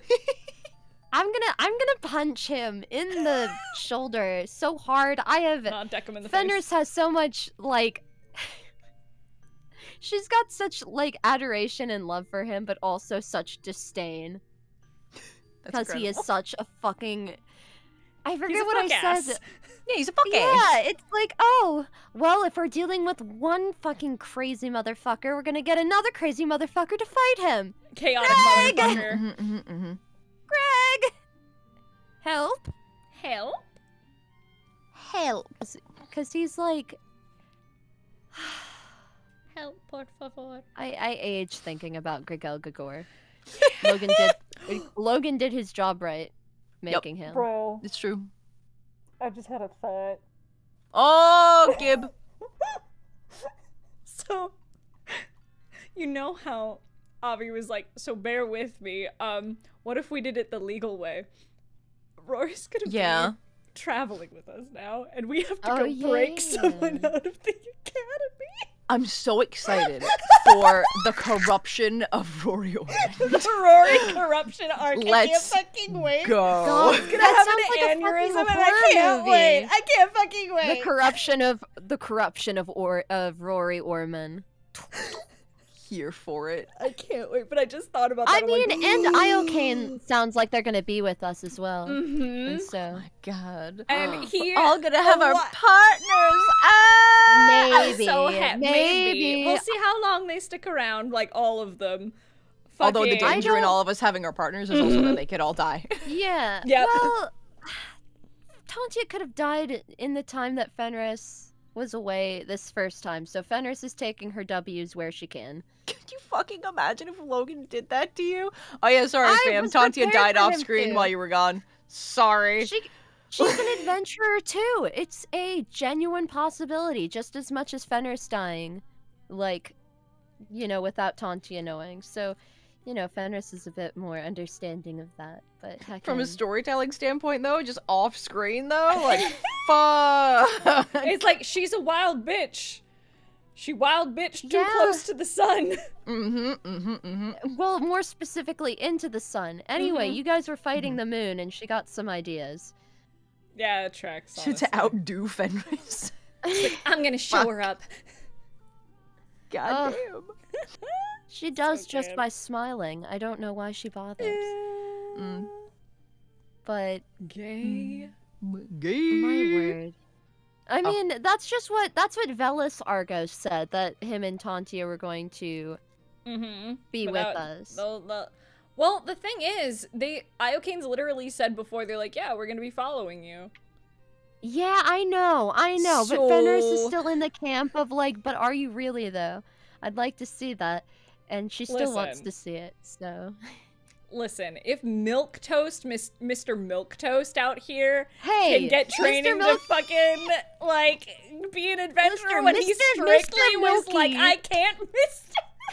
Who is strictly told Fenris like ages ago. I think it was like session 40, I will follow you to 50? the ends of the earth, baby girl. Yeah. Yes. Fucking, like, if he's like, I would never, like, guards who leave their post to become adventurers are fucking idiots, can become, and be like, hey, actually, I'm gonna be an adventurer. He's coming into his magic era, and he you really know it. is. He is, and Avi's into it. It is.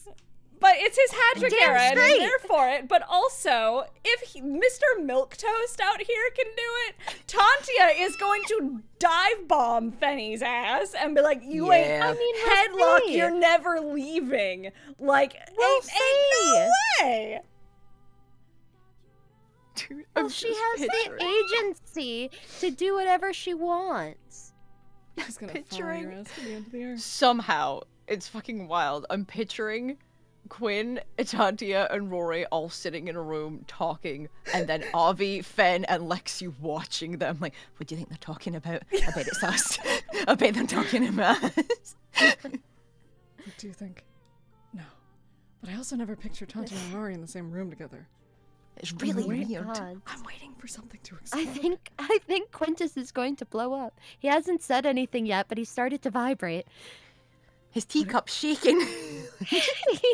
he's resisting saying something so hard, because you know that Quintus would not want to do a bad impression in front of Tantia or Rory. So I feel like he would put the pressure on himself to be like, gotta not say anything awkward, and they're like, what? And then he would. Why is this? He would. Like, Yeah, of course. He'd be like. So, being Fenris's bedfellow must be. Why did I start my sentence like that? Jeez. Tantia's like, it's great! Great It's leg! amazing. 10 out of 10. It's perfect. Would bet again. I want it. Give me I want that. it. It's chisme. I want it. And that's just fucking Cody and Logan in a room. Hey, that's hilarious. That writes itself. It's true. You're right. Oh, Amen. I can't wait. Oh, anyway, bring it back to the question about Lexi's parents. Lord. Oh, I love today. This is wonderful. Whoops. It's fine. I'm trying to think.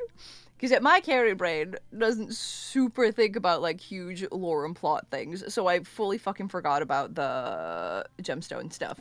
And I just really... There you go. Fucking good. And I just thought about how Lexi was taking what Diethair was telling her. And because there wasn't any, like, oh no, they're for sure dead. Lefty, fucking Jesus Christ. Lexi is an optimist. I can speak. So I think she thinks that her parents survived. I think that's where she's at. She's hoping that they survived. So, I don't know. We'll see what happens.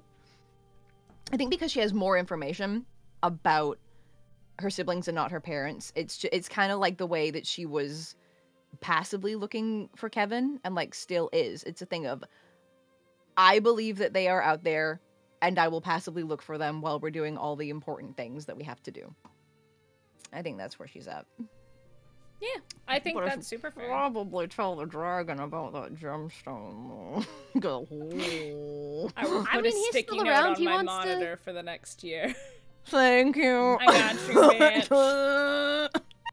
Yeah, I think we also need to think about what tourist things we're going to take Seri no Tenkei to do. Since he wants to live his tourist life.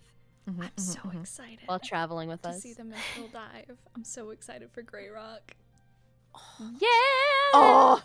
It'll be so good. Please. Because also, Miriam juice. Dude, I know. Oh my god. I can't wait. Finally. I cannot wait. I have character opinions about things and I cannot wait. Oh my god. I have character opinions and I must scream. Hell yeah. Hell yeah. Me always. But anyway, thank you both so much for being on the show. That is all the time we have today. We did it, Braden. We God. did it. We did it. We survived. You I'm so survived. proud of all of us. Oh, it was so good. Heckin'. The most cohesive Wits and Crits there's ever been. It's Council Not of a Them's and tangent in sight. Go listen to, like, mine and Aaron's last episode. All it was tangents. I think we answered, like, Good. 5 questions. Hell yeah. Good. We went off. But, like, okay. So, thank you guys for being on the show. Please, where can the lovely teenies find you? Starting with Braden. Get it? You can find me on Twitter or X, whatever you call it. No, Oh, it's Twitter. and also Blue. It's Twitter. Yeah, Twitter. You can find me on Twitter and Blue Sky under Braden Voices. Also on Blue Sky as Bread, I believe. Nice. Or Bread Brederson. Nice. Don't quote me on that. You can find me on TikTok as Bread 2.0. You can find me on YouTube as Bread Brederson. I believe those are all the places you can find me. Yeah. Nice. Well, I'm Hell a yeah. go looking for you. Where can we find you, Carrie Bear Boo?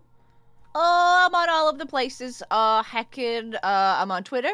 Just Expo Monkey X or Carrie Johnston. Same with Blue Sky. I think Blue Sky had to do Carrie Johnston. I think someone took my Expo Monkey X over there. Those What a butt. bastards. I know, but anyway. Heckin', and you can check me out on the Something Witty YouTube and also the Something Witty Twitch. We just started a new heckin' D&D campaign. It's Sweden D. We play every other Friday. It's very exciting. We're doing heckin' dark matter stuff in space, so come fucking check it out. It's a good time. I also have a TikTok, but I don't post there. I just like things. So, yeah, just Expo Monkey X over there, too. That's about it, yeah. Hell yeah.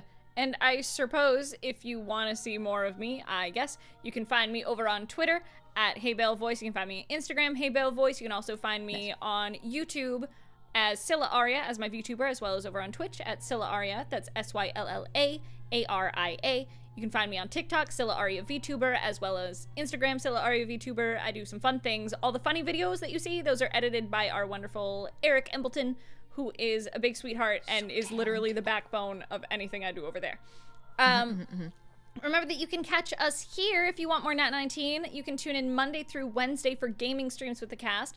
Wednesdays alternate between Chaos Crew with Braden and I and this, Wits and Crits. Hi, hello. Woo! This is what you're watching. Hi, hello. Surprise. Hi, hello. Thursdays, we have our alternating Dungeons & Dragons games, Princes of the Apocalypse and Devil's Might Surrender. And of course, we have one more Saturday. By the time this airs, Vestige will be over. I'm gonna cry. Oh my god. Saturdays, for now, one more is Vestige of a Fucus. I will have to update my outro whenever we figure out what we're doing there. I think DMS is gonna be moving to Saturdays, so I'll let you guys know next time what's going on there. But if you are interested in merchandise or you want to know more about our team, you can visit us at nat19show.com. That is nat19show.com. You can find out about our team, our merchandise, any updates. We just ran an incredibly successful Kickstarter, and we are going to start working on fulfillment as soon as we can. So thank you guys so much for watching. We will see you very soon. Bye-bye. Oh, goodbye, everybody. We love you. We loved and appreciated. That they are.